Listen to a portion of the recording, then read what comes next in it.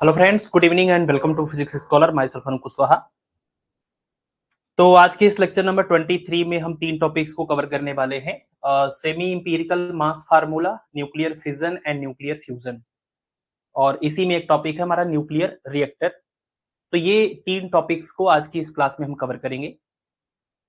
इसके बाद थियरी के पॉइंट ऑफ व्यू से अगर देखें तो एक लेक्चर और होगा जिसमें हम सुपर कंडक्टर और साइक्लोट्रॉन, लीनियर एक्सेलरेशन और एलिमेंट्री पार्टिकल्स का क्लासिफिकेशन, मतलब इसी तरह के चार और टॉपिक हैं जो अगली क्लास के अंदर पूरा थियरी कवर हो जाएगा। और फिर उसके बाद एक न्यूमेरिकल का लेक्चर होगा जिसमें हम इन सारे टॉपिक के ऊपर क्वेश्चन करेंगे, और जो अगले लेक्चर के अंदर जो चार टॉपिक हम करेंगे उसका भी न्यूमेरिकल उसी क्लास के अंदर हो जाएगा। तो टोटल 2 क्लास आज के बाद और होगा, और आपका ये यूनिट और आपका पूरा सिलेबस खत्म हो जाएगा। ठीक है, चलिए। अच्छा, वॉइस क्लियर नहीं है?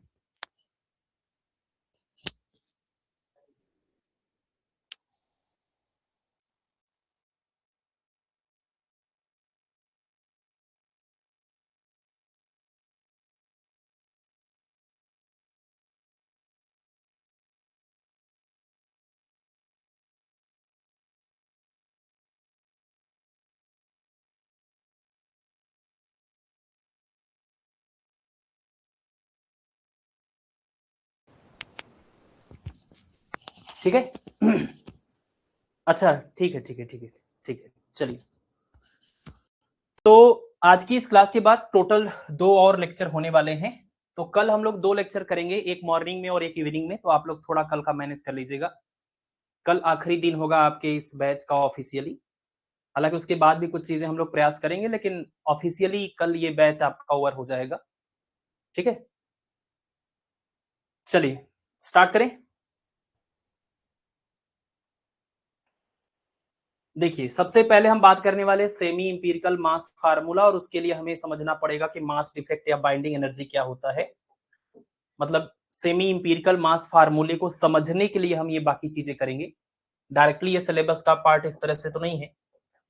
देखिए, मास डिफेक्ट क्या होता है कि जब भी प्रोटॉन और न्यूट्रॉन्स, दैट मींस न्यूक्लियॉन्स, जब भी न्यूक्लियॉन्स फ्री स्टेट में होते हैं, तब अगर हम इनका मास टोटल निकालें, कैलकुलेट करें, और जब यही प्रोटॉन और न्यूट्रॉन यानी न्यूक्लियॉन्स मिल करके एक न्यूक्लियस बनाते हैं, जिसके अंदर ये लोग क्या होते हैं, बाउंड स्टेट के अंदर होते हैं, आपस में एक दूसरे से एक स्ट्रॉन्ग न्यूक्लियर फोर्स के द्वारा कनेक्टेड होते हैं।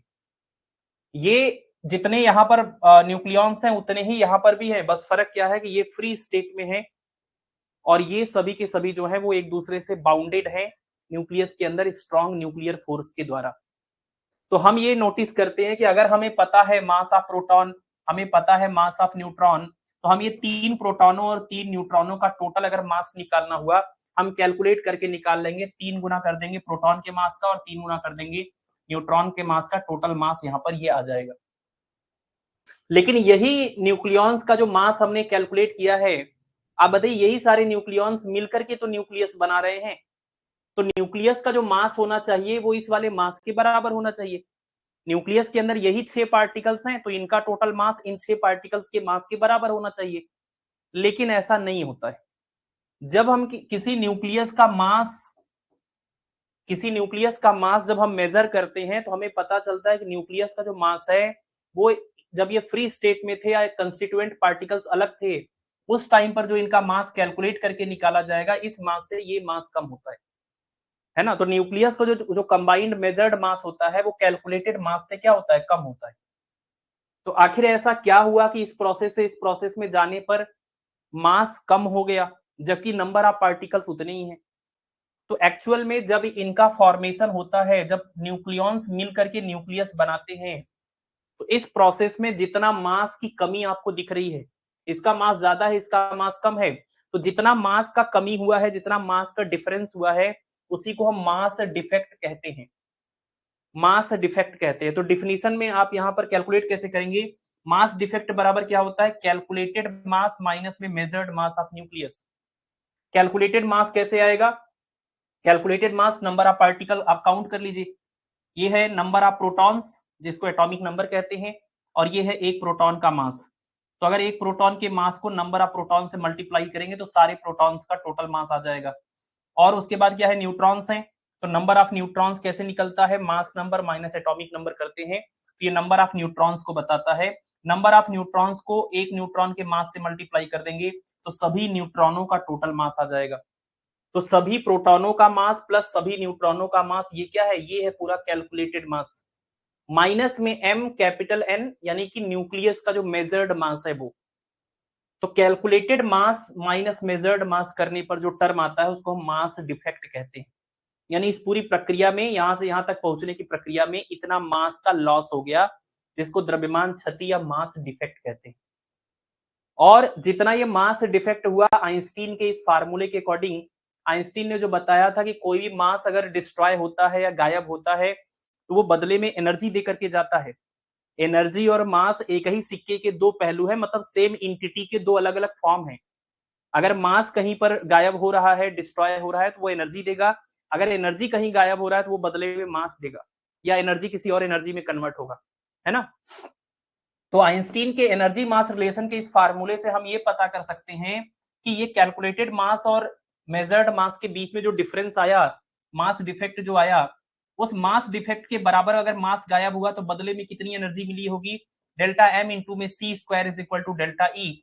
ये इतनी एनर्जी जो है वो हमें मिली होगी बदले में, है ना। यहाँ पर मास ज्यादा है, यहाँ पर मास कम है, तो जो मास का लॉस हुआ है, मास डिफेक्ट हुआ है, उसके बदले हमें एनर्जी रिलीज हुई होगी, एनर्जी मिली होगी।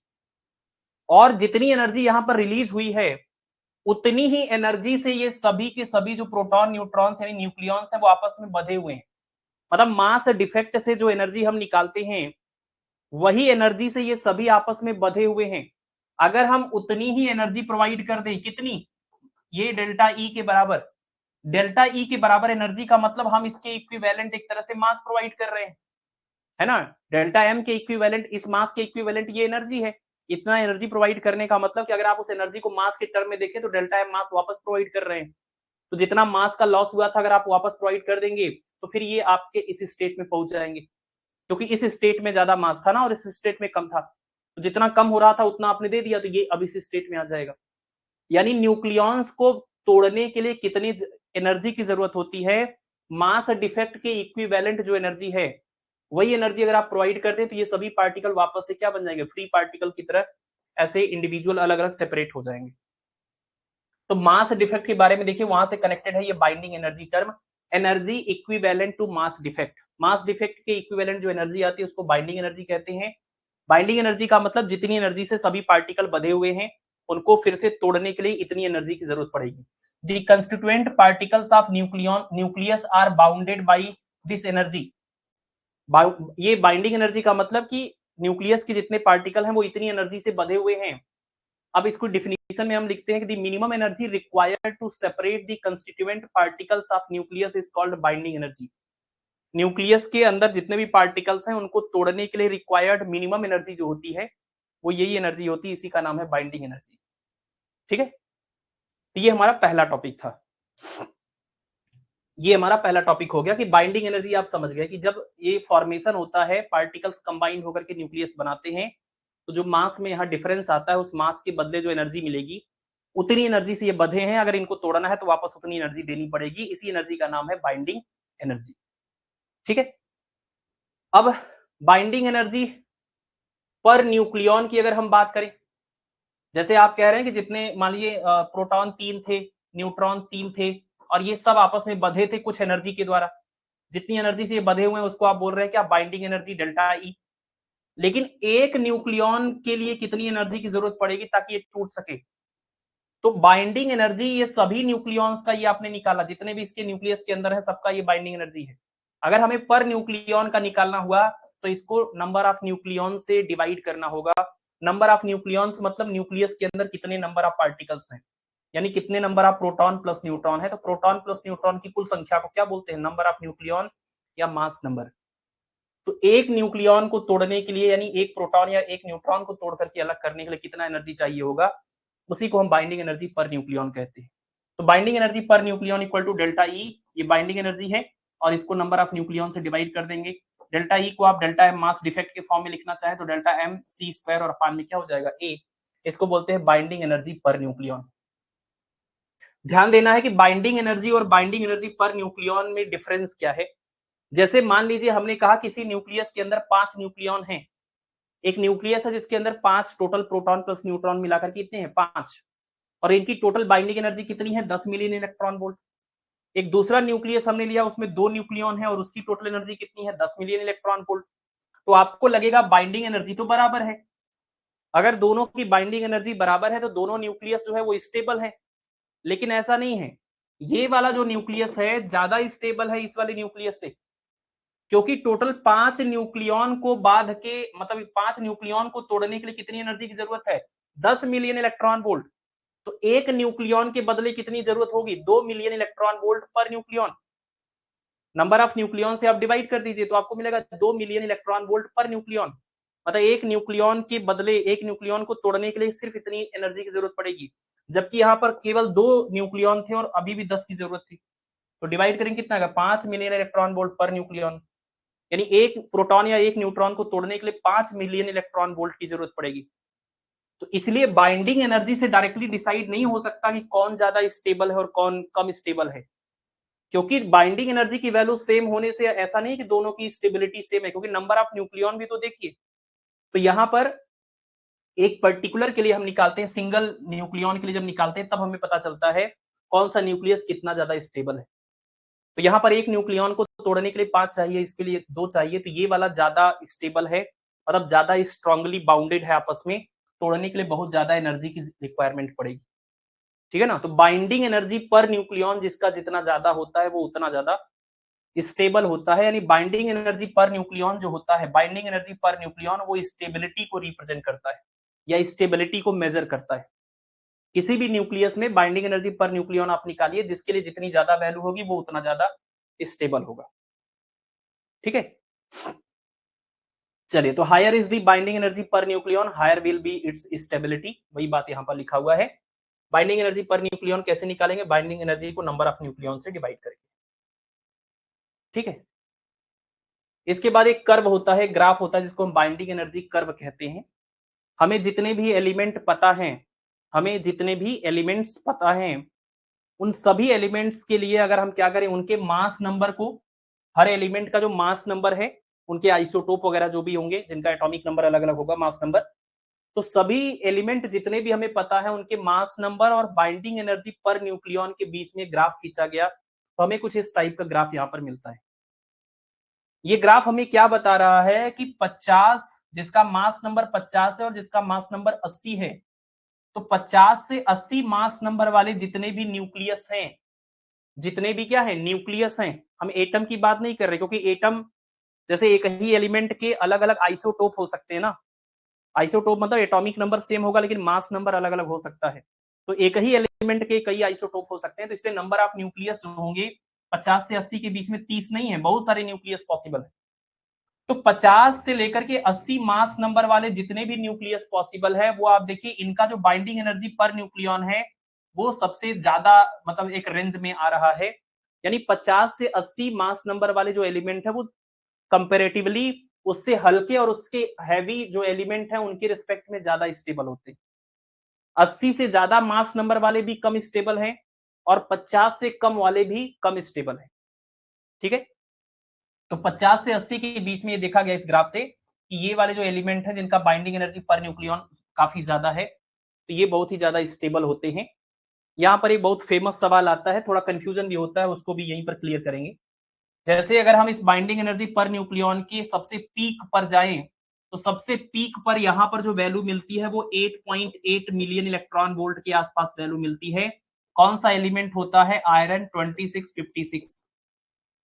ठीक है, ये सबसे मतलब फ्रीक्वेंटली जो आपको ऑप्शन में मिलेगा वो यही मिलेगा, और आप बुक्स में भी कई जगहों पर ऐसे पढ़ेंगे तो ऐसे ही मिलता है। लेकिन अगर हम थोड़ा डिटेल में जाएं तो कई बार ऐसा भी होता है कि ऑप्शन में ये आयरन दिया ही नहीं होता है, निकल दिया रहता है। तो ध्यान रखना है आपको कि मोस्ट स्टेबल न्यूक्लियस का अगर क्वेश्चन पूछा जाए तो आपको ऑप्शन के अकॉर्डिंग देखना पड़ेगा कि ऑप्शन में निकिल और आयरन दोनों है या कोई एक है। ऐसे तो बहुत ज्यादा चांस रहता है कि केवल आयरन का एग्जांपल दिया जाए, आयरन 2656 करके, लेकिन ऐसा भी हो सकता है कि आयरन प्रेजेंट ना हो और उसकी जगह पर हमें निकिल का कोई आइसोटोप दिया जाए।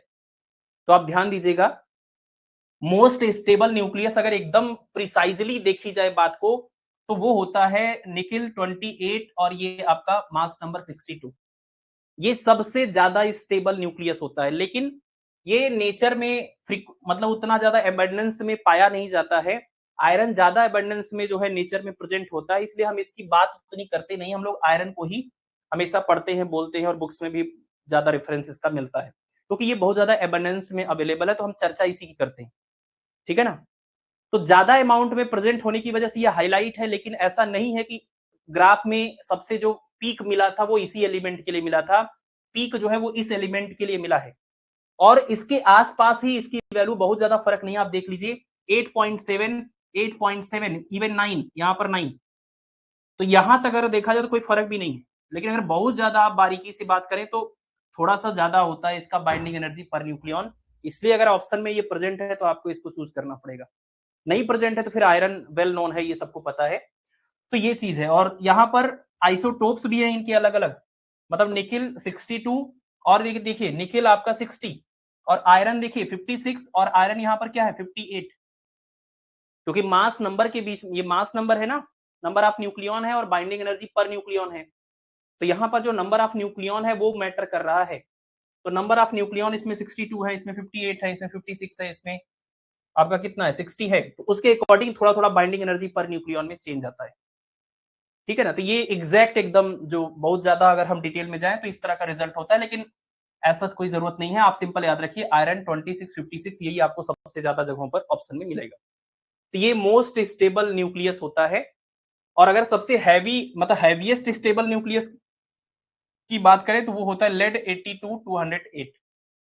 मतलब कोई भी रेडियो एक्टिव एलिमेंट जब डीके होते होते होते वापस आता है तो लास्ट में आकर के लेड पर आकर के रुक जाता है, क्योंकि ये स्टेबल न्यूक्लियस होता है। तो ये है सबसे भारी लेकिन स्टेबल न्यूक्लियस, रेडियो एक्टिव नहीं है। और ये है ओवरऑल अगर हम बात करें भारी और हल्का अगर ये सब छोड़ दें, तो सबसे ज्यादा स्टेबल जो न्यूक्लियस है वो ये है आपका, या फिर आप कह लीजिए आयरन है। ठीक है। और ये ग्राफ का जो पैटर्न है वो आपको याद रखना है, बाइंडिंग एनर्जी कर्व इसको बोलते हैं, जो कि मास नंबर और बाइंडिंग एनर्जी पर न्यूक्लियन के बीच में खींचा गया है। सवाल ये भी आता है कि सबसे ज्यादा जो स्टेबल न्यूक्लियाई होते हैं उनके लिए कितनी वैल्यू होती है, तो 8.7, 8.8 के आसपास की वैल्यू होती है। मतलब 7, 9 है तो उसको आप 8.8 ही बोलिए। तो ये वाली वैल्यू भी पूछ लेते हैं कि जो सबसे ज्यादा स्टेबल न्यूक्लियस होते हैं उनके लिए बाइंडिंग एनर्जी पर न्यूक्लियन की वैल्यू कितनी होती है, तो वही आयरन का एग्जांपल, और 8.8 मिलियन इलेक्ट्रॉन वोल्ट उसकी बाइंडिंग एनर्जी पर न्यूक्लियन की वैल्यू होती है। ठीक है। अगर हम सभी के बाइंडिंग एनर्जी पर न्यूक्लियन की जो वैल्यू है अगर उसका एवरेज निकालें तो वो लगभग होता है 8 मिलियन इलेक्ट्रॉन वोल्ट। सभी एलिमेंट के बाइंडिंग एनर्जी पर न्यूक्लियन का अगर एवरेज निकालें तो वो 8 के आसपास वैल्यू आती है, और जो सबसे ज्यादा वाला स्टेबल है उसके लिए 8.8 होता है। ठीक है। तो ये कुछ इंपॉर्टेंट बातें जहां पर कंफ्यूजन होता है, ये इससे आप क्लियर करिएगा। चलिए, और ये देखिए कई कई जगहों पर क्या होता है, यहाँ पर लिखा रहता है कि हैवीएस्ट स्टेबल में भी डाउट होता है। जैसे मोस्ट स्टेबल में निकिल आ गया, आयरन भी यूज होता है और निकिल भी रहता है। वैसे यहाँ लेड की जगह पर किसी किसी बुक में बिस्मथ भी होता है। तो 2008 के पहले की जो बुक्स हैं उसमें बिस्मथ मेंशन होता है। 2008 में ये बात क्लियर हुआ कि नहीं, बिस्मथ जो है वो मोस्ट स्टेबल मतलब हैवीएस्ट स्टेबल न्यूक्लियस नहीं है, वो हमारा कौन होता है, लेड होता है। ये है हैवीएस्ट स्टेबल न्यूक्लियस 2008 के बाद से। ठीक है। चलिए, इसके बाद एक छोटा मोटा हो सकता है कैलकुलेशन वाले न्यूमेरिकल आ जाए, जिसको हम क्यू वैल्यू कहते हैं या न्यूक्लियर एनर्जी कहते हैं। तो पहली बात तो कोई भी न्यूक्लियर रिएक्शन होता है, न्यूक्लियर रिएक्शन मतलब न्यूक्लियस के अंदर जब चेंजेज होते हैं, तो कोई भी न्यूक्लियर रिएक्शन होता है तो उसमें ये मास नंबर और एटॉमिक नंबर जो होता है वो कंजर्व रहता है। मतलब रिएक्टेंट साइड और प्रोडक्ट साइड अगर बात करें तो रिएक्टेंट साइड और प्रोडक्ट साइड जो टोटल मास नंबर और टोटल एटॉमिक नंबर हो वो टोटल कांस्टेंट होना चाहिए।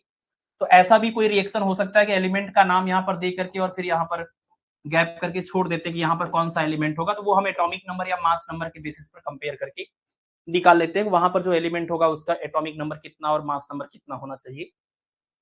तो ये जो क्यू वैल्यू है या न्यूक्लियर एनर्जी जिसको बोलते हैं वो क्या होता है, दी नेट एनर्जी एब्जॉर्ब्ड और evolve in a nuclear reaction is called Q value या न्यूक्लियर एनर्जी। मतलब कोई रिएक्शन अगर होता है तो रिएक्शन होने के बाद ऐसा हो सकता है जब ये प्रोसेस होता है तो हमें प्रोडक्ट कुछ मिलता है और साथ में कुछ एनर्जी मिले। और ऐसा भी हो सकता है कि जब ये रिएक्शन हम करा रहे हैं तो वहां पर हमें इसकी एनर्जी देने की जरूरत पड़े और ये एनर्जी एब्जॉर्ब करके तब ये रिएक्शन यहाँ पर ये परफॉर्म करे। दोनों बातें हो सकती है। तो कोई रिएक्शन ऐसा हो सकता है जिसमें एनर्जी रिलीज हो, कोई रिएक्शन ऐसा हो सकता है जिसमें एनर्जी एब्जॉर्ब हो। आपको पता है एनर्जी अगर रिलीज होगी तो उसको हम एक्सोथर्मिक रिएक्शन बोलते हैं, एनर्जी अगर एब्जॉर्ब होती है तो उसको हम इंडोथर्मिक रिएक्शन बोलते हैं। तो क्यू वैल्यू या न्यूक्लियर एनर्जी कैसे कैलकुलेट किया जाएगा और उसके साइन के बेसिस पर हम कैसे डिसाइड करेंगे कि एनर्जी रिलीज हो रहा है कि एनर्जी एब्जॉर्ब हो रहा है, ये यहाँ पर इंपॉर्टेंट फैक्टर है। तो मान लीजिए कि हमारे पास कोई एलिमेंट है ये एक्स और उस पर हमने किसी पार्टिकल का बम्बार्टमेंट किया है और उसके बदले में हमें क्या मिला, ये जो एक्स है वो कन्वर्ट हो गया वाई में और जो एक नया पार्टिकल भी हमें मिल गया साथ में बी। जैसे ये कोई एलिमेंट है, न्यूक्लियस है, उस ये कोई न्यूक्लियस है, उसके ऊपर हमने किसी अल्फा पार्टिकल या न्यूट्रॉन या कोई ऐसे पार्टिकल का हमने बम्बार्टमेंट किया, मतलब रिएक्शन कराया। तो बदले में अब क्या हुआ, ये कन्वर्ट होकर के दूसरे न्यूक्लियस में कन्वर्ट हो गया और यहाँ पर एक नया पार्टिकल भी प्रोड्यूस हो गया। तो ये हो गया न्यूक्लियर रिएक्शन। ये वाले पार्ट को रिएक्टेंट बोलेंगे केमिस्ट्री में, जैसे आप कहते हैं, इसको बोल दे रहे हैं प्रोडक्ट। अब ये रिएक्टेंट वाले साइड में जितने भी हमारे पास पार्टिकल या एलिमेंट्स हैं उनका टोटल मास आप निकालिए। क्वेश्चन में आपको दिया रहता है कि इसका मास एएमयू में कितना है, इसका मास एएमयू में कितना है, तो दोनों का मास को जोड़ ओड़ करके आप निकाल दीजिए, ठीक है ना। तो रिएक्टेंट साइड वाले का मास माइनस में प्रोडक्ट साइड का मास अगर हम करें तो डिफरेंस करने के बाद देखिए क्या होगा, रिएक्टेंट साइड का मास कैसे निकलेगा, दोनों के मास को लिखेंगे यहाँ पर और प्रोडक्ट साइड में ये दोनों का मास लिखेंगे, डिफरेंस कर देंगे। इसी को क्या बोलते हैं, मास डिफेक्ट। मतलब न्यूक्लियर रिएक्शन में ये क्या हुआ, मास डिफेक्ट। जैसे अभी तक हमने एक सिंगल न्यूक्लियस के लिए मास डिफेक्ट की बात करी कि पार्टिकल अलग अलग थे और कंबाइंड हुए तो दोनों के मास कैलकुलेटेड और मेजर्ड मास का डिफरेंस। ऐसे न्यूक्लियर रिएक्शन का भी हम मास डिफेक्ट निकाल सकते हैं। लेकिन न्यूक्लियर रिएक्शन का मास डिफेक्ट कैसे निकलेगा, तो रिएक्टेंट साइड के मास में से प्रोडक्ट साइड के मास को डिफरेंस करेंगे तो हमें मिलेगा न्यूक्लियर रिएक्शन का मास डिफेक्ट। मतलब ये जो प्रोसेस हो रहा है, इस प्रोसेस में मास में चेंज हो रहा है कि नहीं हो रहा है, वो हम यहां से कैलकुलेट करेंगे, ठीक है। और अगर आपने मास डिफेक्ट कैलकुलेट कर लिया तो जो एनर्जी रिलीज होगी या एनर्जी एब्जॉर्ब होगा, वो एनर्जी कैसे निकालेंगे, उसी को क्यू वैल्यू बोलेंगे, जिसको वहां पर हम बाइंडिंग एनर्जी बोल रहे थे सिंगल न्यूक्लियस के केस में, उसी को यहां पर न्यूक्लियर एनर्जी या क्यू वैल्यू बोलते हैं, ठीक है ना। बिल्कुल सब कुछ सिमिलर है। तो डेल्टा एम और यहां पर हो जाएगा सी स्क्वायर, डेल्टा एम आपने निकाला है वो यहां पर रख करके आप इसको मल्टीप्लाई कर लेंगे।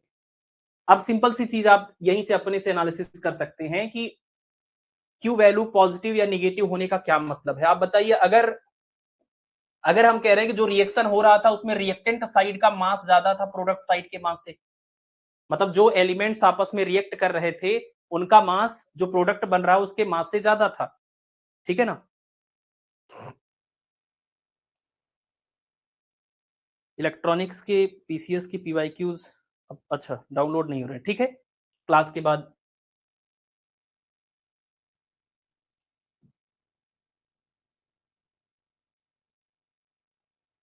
के बाद इसको देख लेते हैं क्या इसमें इशू आ रहा है। चलिए, तो यहां पर देखिए, अगर रिएक्टेंट साइड का मास प्रोडक्ट साइड के मास से ज्यादा है, अगर रिएक्टेंट साइड का मास प्रोडक्ट साइड के मास से ज्यादा है, इसका मतलब कि इस न्यूक्लियर रिएक्शन की प्रक्रिया में मास का लॉस हुआ है। क्योंकि अगर एलिमेंट जो रिएक्शन यहाँ पर रिएक्टेंट में थे और यहाँ पर प्रोडक्ट में थे, यहाँ पर मास ज्यादा है यहाँ पर मास कम है, इसका मतलब इस प्रक्रिया में मास का लॉस हुआ। तो मास का अगर लॉस होगा तो बदले में कुछ एनर्जी मिलेगी ना, क्योंकि मास जो लॉस होता है, मास का जो डिफेक्ट होता है वही एनर्जी में कन्वर्ट हो जाता है। तो यहाँ पर यही है कि अगर रिएक्टेंट का मास ज्यादा है प्रोडक्ट का मास कम है, तो जो मास डिफेक्ट आप निकाल रहे थे कैसे, रिएक्टेंट में से प्रोडक्ट के मास को डिफरेंस करके, और ये रिएक्टेंट का मास ज्यादा है तो ज्यादा में से कम को माइनस करेंगे, पॉजिटिव आएगा। और अगर मास डिफेक्ट पॉजिटिव आ गया तो जो आप क्यू वैल्यू निकाल रहे थे डेल्टा एम इंटू सी स्क्वायर, तो सी स्क्वायर तो पॉजिटिव है, डेल्टा एम भी पॉजिटिव हो गया तो क्यू वैल्यू भी क्या हो जाएगी, पॉजिटिव। तो अब यहां से ये चीज आपको याद रख लेनी चाहिए कि मास डिफेक्ट के पॉजिटिव या क्यू वैल्यू के पॉजिटिव होने का मतलब मास जो है वो एनर्जी में कन्वर्ट हुआ है, एनर्जी रिलीज होगा इस प्रक्रिया में। यानी ये कैसा रिएक्शन है, एक्सोथर्मिक रिएक्शन। एक्सोथर्मिक रिएक्शन जैसे कि न्यूक्लियर फिजन, जैसे कि न्यूक्लियर फ्यूजन। न्यूक्लियर फिजन या फ्यूजन के अंदर एनर्जी रिलीज होती है, यानी वहां मास का डिफेक्ट होता है, मास का लॉस होता है। दूसरा, अगर रिएक्टेंट का मास कम है लेकिन प्रोडक्ट जो बना उसका मास ज्यादा हो गया, तो प्रोडक्ट का मास ज्यादा कहां से होगा, conservation of energy plus mass. Energy plus mass का जो सम है वो हमेशा कंजर्व रहता है। तो अगर यहाँ पर मास बढ़ गया इसका मतलब कहीं से मास आया होगा, तो मास तो नहीं आया बल्कि एक्चुअल में इस प्रोसेस में कुछ एनर्जी इस प्रक्रिया में इसने एब्जॉर्ब करी है और वही एनर्जी फिर मास के फॉर्म में आप कह सकते हैं कन्वर्ट हुआ है। तो अगर रिएक्टेंट का मास कम है, प्रोडक्ट का मास ज्यादा है, तो कम में से ज्यादा को माइनस करेंगे तो निगेटिव आएगा, क्यू वैल्यू निगेटिव आएगा। क्यू वैल्यू निगेटिव आने का मतलब एनर्जी एब्जॉर्ब होगा, एंडोथर्मिक रिएक्शन बोलेंगे। तो इस तरह का सवाल हो सकता है, ये वाला सवाल हो सकता है कि क्यू वैल्यू पॉजिटिव है या क्यू वैल्यू निगेटिव है, उसके बेसिस पर रिएक्शन का जो टाइप है वो आप बता सकते हैं कि एनर्जी रिलीज होगी या एनर्जी एब्जॉर्ब होगी। ठीक है, एक्सोथर्मिक और एंडोथर्मिक ये हो गया आपका। नेक्स्ट आप देखिए, जो मास डिफेक्ट की हम बात करते हैं न्यूक्लियस के केस में, न्यूक्लियस के केस में मास डिफेक्ट हमेशा पॉजिटिव होता है, क्योंकि न्यूक्लियस में क्या होता है कि जो हमारे पास ये फ्री पार्टिकल थे, ये फ्री पार्टिकल जब कंस्टिट्यूएंट पार्टिकल जब आपस में मिलकर के एक न्यूक्लियस बनाए, तो इस प्रक्रिया में ये न्यूक्लियस, ये सारे पार्टिकल सब बाउंडेड है ना, तो ये बंधे ही है कुछ एनर्जी से, उतनी एनर्जी इनको देनी पड़ेगी तभी ये टूटेंगे। तो इसका मतलब ये हुआ कि इस प्रक्रिया में एनर्जी रिलीज होती है।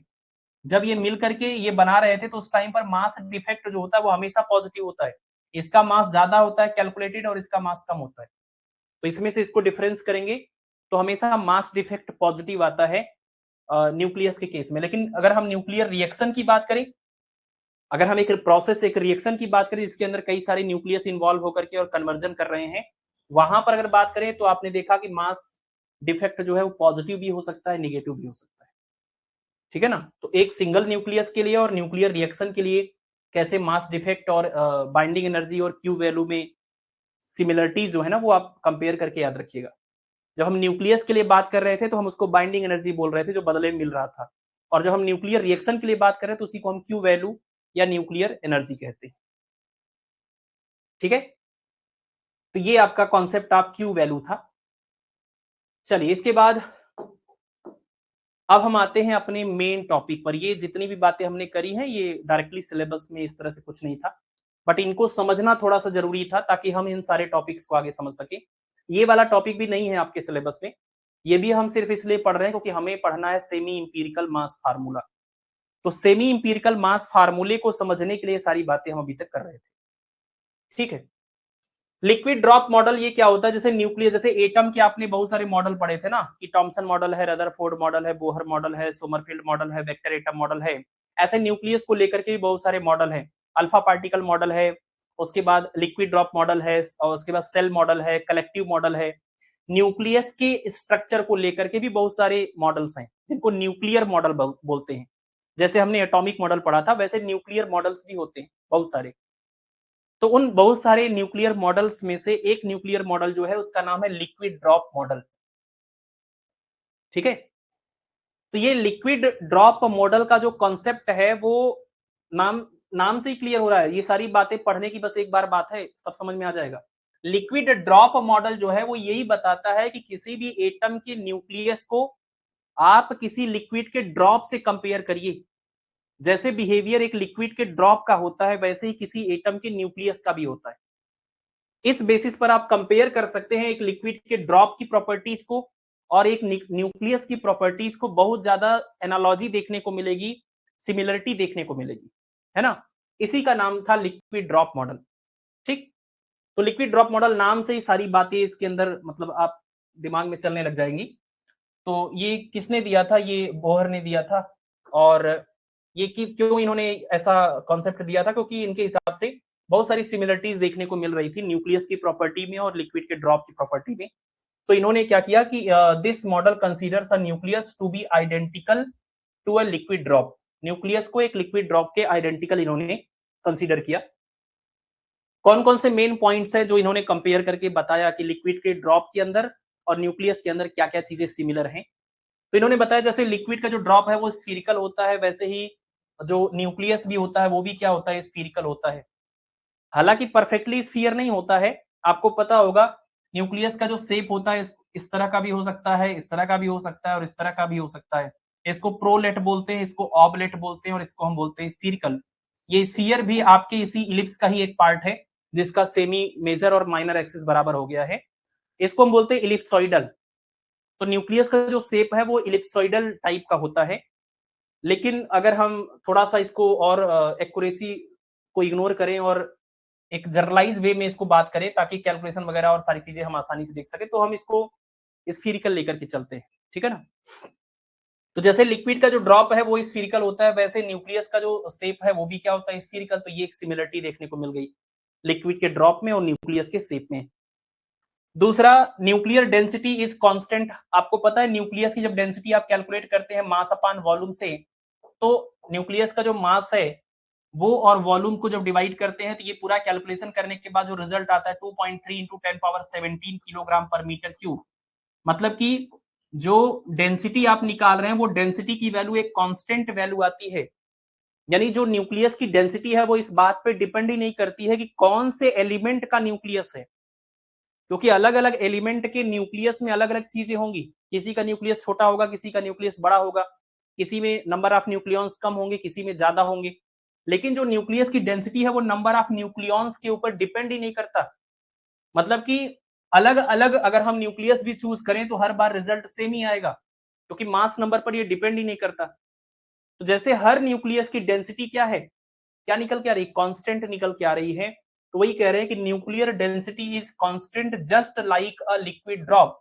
जैसे लिक्विड का एक ड्रॉप हम ले लें तो इस लिक्विड के ड्रॉप की जो डेंसिटी होती है वो क्या होती है, सेम होती है। तो लिक्विड का ड्रॉप आप छोटा लीजिए बड़ा लीजिए, डेंसिटी जो आएगा वो सेम आएगा। ऐसे न्यूक्लियस भी आप छोटा लीजिए बड़ा लीजिए, उसकी डेंसिटी क्या आएगी, सेम आएगी, ठीक है ना। The nucleus and liquid drop both display surface tension effect। दोनों में सरफेस टेंशन इफेक्ट होता है। जैसे आप लिक्विड के अंदर सरफेस टेंशन इफेक्ट आप जानते हैं कि जो सरफेस वाले मॉलिक्यूल्स हैं वो अंदर की तरफ एक अट्रैक्शन फील करते हैं। बिल्कुल ऐसे न्यूक्लियस में भी होता है कि न्यूक्लियस में क्या होता है कि जो अंदर वाले न्यूक्लियॉन्स होते हैं वो आसपास के जो नेबरहुड में जो न्यूक्लियॉन्स हैं उनको स्ट्रांगली अट्रैक्ट करते हैं स्ट्रॉन्ग न्यूक्लियर फोर्स के द्वारा। और ये जो सरफेस वाले आपके न्यूक्लियॉन्स होते हैं उनको, और अगर हम इसकी बात करें तो इसको भी अगल बगल के जो न्यूक्लियॉन्स हैं उसके बीच में हो रहा है। मतलब इसमें जो अंदर वाले न्यूक्लियॉन्स होते हैं वो सभी आपस के आसपास के न्यूक्लियॉन्स के द्वारा अट्रैक्ट होते रहते हैं, है ना, चारों तरफ से। लेकिन ये वाले जो न्यूक्लियॉन्स हैं वो केवल अंदर की तरफ अट्रैक्ट होते हैं। इसी को हम बोलते हैं सरफेस टेंशन। सरफेस वाले मॉलिक्यूल्स अंदर की तरफ एक तनाव या खिंचाव महसूस करते हैं। तो ये लिक्विड के अंदर जैसे होता है वैसे न्यूक्लियस के अंदर भी होता है। और इसी सरफेस टेंशन की टेंडेंसी की वजह से सरफेस के मॉलिक्यूल को या सरफेस के नंबर ऑफ न्यूक्लियॉन को दोनों डिक्रीज करना चाहते हैं। तो मिनिमम सरफेस एरिया करने के चक्कर में ये शेप इनका क्या हो जाता है, स्फीरिकल। क्योंकि आपको पता है स्फीयर का सरफेस एरिया मिनिमम होता है, गिवन वॉल्यूम के लिए स्फीयर का सरफेस एरिया मिनिमम होता है, इसलिए ये दोनों स्फीरिकल शेप पकड़ लेते हैं, ठीक है। इसके अलावा liquid has strong cohesive force. Liquid के मॉलिक्यूल सेम मॉलिक्यूल्स के बीच में जो अट्रैक्टिव फोर्स होता है उसको कोहेसिव फोर्स बोलते हैं, which are identical to short range nuclear forces in nucleus. जैसे न्यूक्लियस के अंदर सभी न्यूक्लियॉन्स के बीच में एक स्ट्रॉन्ग न्यूक्लियर फोर्स काम करता है जो कि शॉर्ट रेंज होता है। न्यूक्लियस के अंदर 10 पावर-15 मीटर के रेंज के अंदर ये काम करता है। ऐसे ही कोहेसिव फोर्स बहुत शॉर्ट रेंज होता है, मॉलिक्यूल से बहुत ज्यादा पास पास होते हैं तभी ये काम कर पाता है। तो यानी यहाँ का कोहेसिव फोर्स लिक्विड का और यहां पर न्यूक्लियर फोर्स सिमिलर टाइप के हो गए। A drop is made to oscillate, it breaks into parts. अगर एक लिक्विड के ड्रॉप को लें और उसको एनर्जी प्रोवाइड करें यानी उसको ऑसिलेट कराएं तो वो टूट जाएगा दो पार्ट में। ऐसे ही बिल्कुल अगर हम कोई न्यूक्लियस लें और उसके ऊपर कोई पार्टिकल का बम्बार्टमेंट करें तो फिर ये हमारा जो न्यूक्लियस मतलब न्यूक्लियस होता है वो न्यूक्लियस भी क्या होता है, न्यूट्रॉन के द्वारा जब हम उसके ऊपर बम्बार्टमेंट करते हैं तो हमारा न्यूक्लियस भी टूट जाता है दो पार्ट में, जिसको हम न्यूक्लियर फिजन प्रोसेस कहते हैं। न्यूक्लियर फिजन में यही होता है ना कि हैवी न्यूक्लियस है और इधर से न्यूट्रॉन इंसिडेंट करते हैं तो ये लगभग इक्वल मास वाले दो न्यूक्लियस में टूट जाता है। ये बिल्कुल वैसे ही है जैसे कि कोई एक लिक्विड का ड्रॉप है और उसको हम एनर्जी दें या वाइब्रेट करें तो वो भी दो पार्ट में टूट जाता है, डिवाइड हो जाता है। लास्ट पॉइंट है disintegration of nuclei by the emission of particle. जैसे कोई न्यूक्लियाई है और उसको आपने बहुत ज्यादा एनर्जी प्रोवाइड की और इसके अंदर से जो पार्टिकल्स हैं वो निकलने लग गए, टूट टूट करके निकलने लग गए। तो ये डिसइंटीग्रेशन जो प्रोसेस होता है न्यूक्लियस का पार्टिकल के निकलने की वजह से, ये बिल्कुल वैसे ही होता है जैसे लिक्विड के ड्रॉप को, लिक्विड को आप बहुत ज्यादा हीट प्रोवाइड करें तो इसके सरफेस के जो मॉलिक्यूल्स हैं वो इवेपोरेट होकर के सरफेस को छोड़ने लग जाते हैं। ये बिल्कुल वही प्रोसेस लगता है। न्यूक्लियस का डिसइंटीग्रेशन प्रोसेस लिक्विड के इवेपोरेशन प्रोसेस के इक्विवेलेंट दिखाई देता है या सिमिलर दिखाई देता है। ये सारे वो पॉइंट्स थे जिन पॉइंट्स के बेसिस पर इन्होंने बताया कि जो लिक्विड का ड्रॉप है और जो न्यूक्लियस है दोनों में बहुत ज्यादा सिमिलरिटी है, इसलिए किसी भी एटम के न्यूक्लियस को एक लिक्विड के ड्रॉप से कंपेयर किया जा सकता है, उसके सिमिलर माना जा सकता है। इसी का नाम है लिक्विड ड्रॉप मॉडल। ठीक है, अब ये जो लिक्विड ड्रॉप मॉडल है, इसके बेसिस पर हम किसी भी न्यूक्लियस का बाइंडिंग एनर्जी निकालते हैं।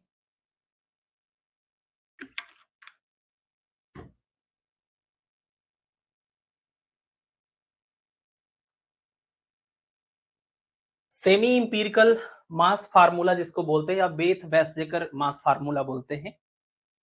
तो ये सेमी इंपिरिकल मास फार्मूला, ये हमारा टॉपिक है जो सिलेबस में है, और ये बहुत ही ज्यादा इंपॉर्टेंट भी है, इसको आप ध्यान रखिएगा। बहुत मुश्किल एकदम नहीं है, बस आपको एक सिर्फ क्या करना है, एक इक्वेशन याद रखना है। लेकिन ये एग्जाम के पॉइंट ऑफ व्यू से बहुत बहुत इंपॉर्टेंट टॉपिक है आपका, सिर्फ ये याद रखना है आपको। इससे ज्यादा और कुछ भी याद रखने की जरूरत नहीं, यहीं से सारा कुछ हो जाएगा। कहां पर प्लस रहता है, कहां पर माइनस रहता है, ए की पावर में कितना रहता है, कौन कौन से फैक्टर उसमें इन्वॉल्व होते हैं, इतना ही समझना है। इनके नाम क्या क्या हैं बस। तो उससे पहले थोड़ा इंट्रोडक्शन आप देख लीजिए। सेमी इंपिरिकल मास फार्मूला या बेथ वेसजेकर मास फार्मूला क्यों बोलते हैं? The expression of binding energy of nucleus can be obtained by liquid drop model. एक सवाल ये भी पूछ सकते हैं कि बाइंडिंग एनर्जी जो है सेमी इंपिरिकल मास फार्मूला में जो कैलकुलेट किया गया, कौन सा मॉडल उसमें इन्वॉल्व था? तो लिक्विड ड्रॉप मॉडल वहां पर इन्वॉल्व था। तो लिक्विड ड्रॉप मॉडल के बेसिस पर किसी भी न्यूक्लियस की बाइंडिंग एनर्जी को कैलकुलेट किया जा सकता है।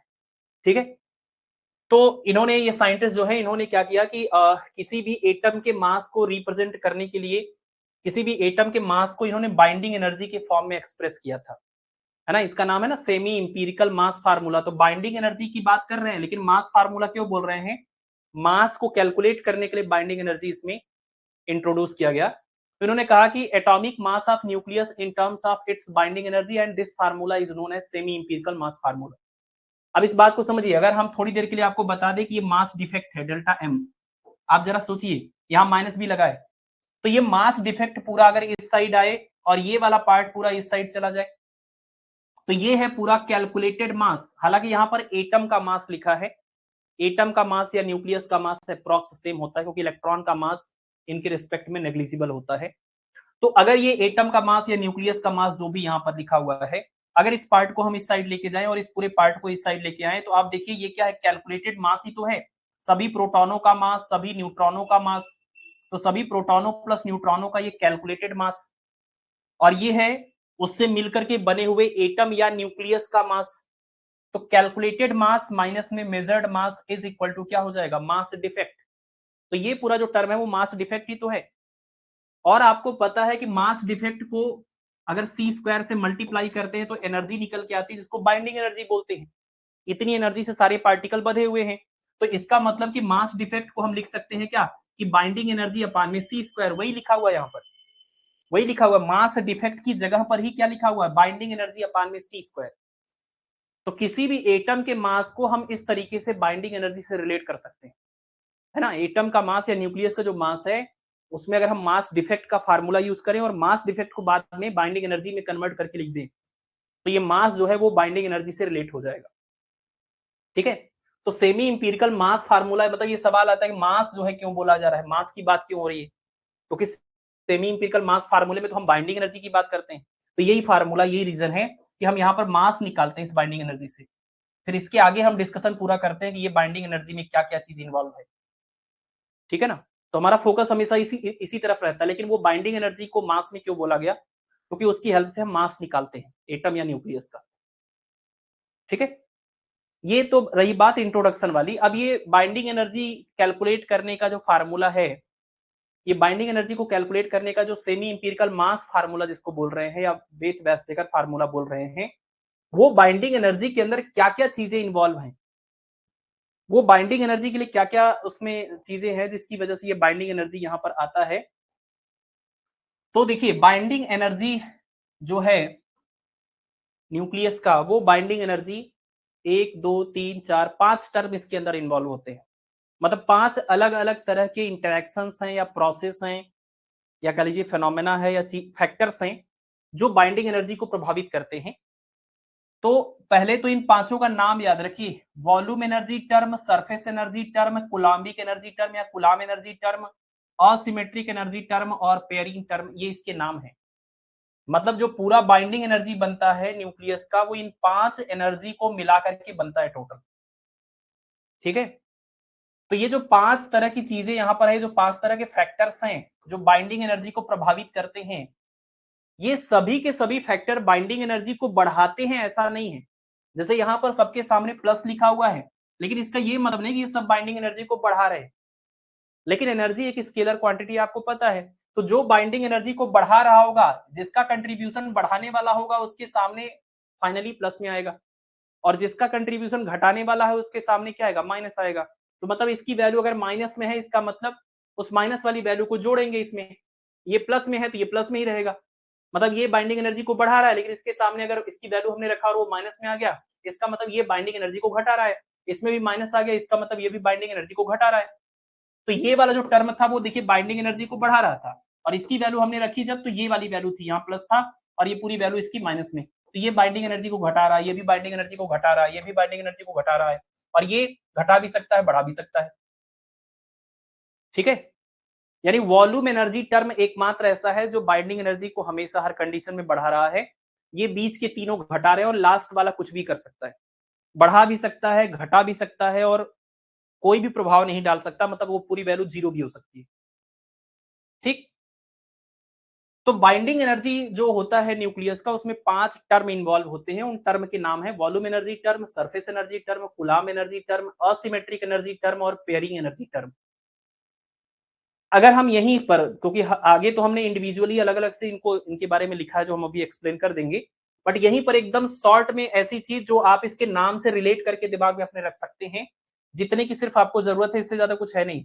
ना तो हम उसका डेरिवेशन कर सकते हैं कि ये डेरिवेशन करके ये आया कैसे रिजल्ट, और ना ही कुछ और कर सकते। बस इतना हमें जानना है कि वॉल्यूम एनर्जी टर्म ने यहाँ पर एनर्जी को क्यों बढ़ाया, इसने क्यों घटाया, इस तरह की चीजें हम सबके साथ रिलेट कर सकते हैं।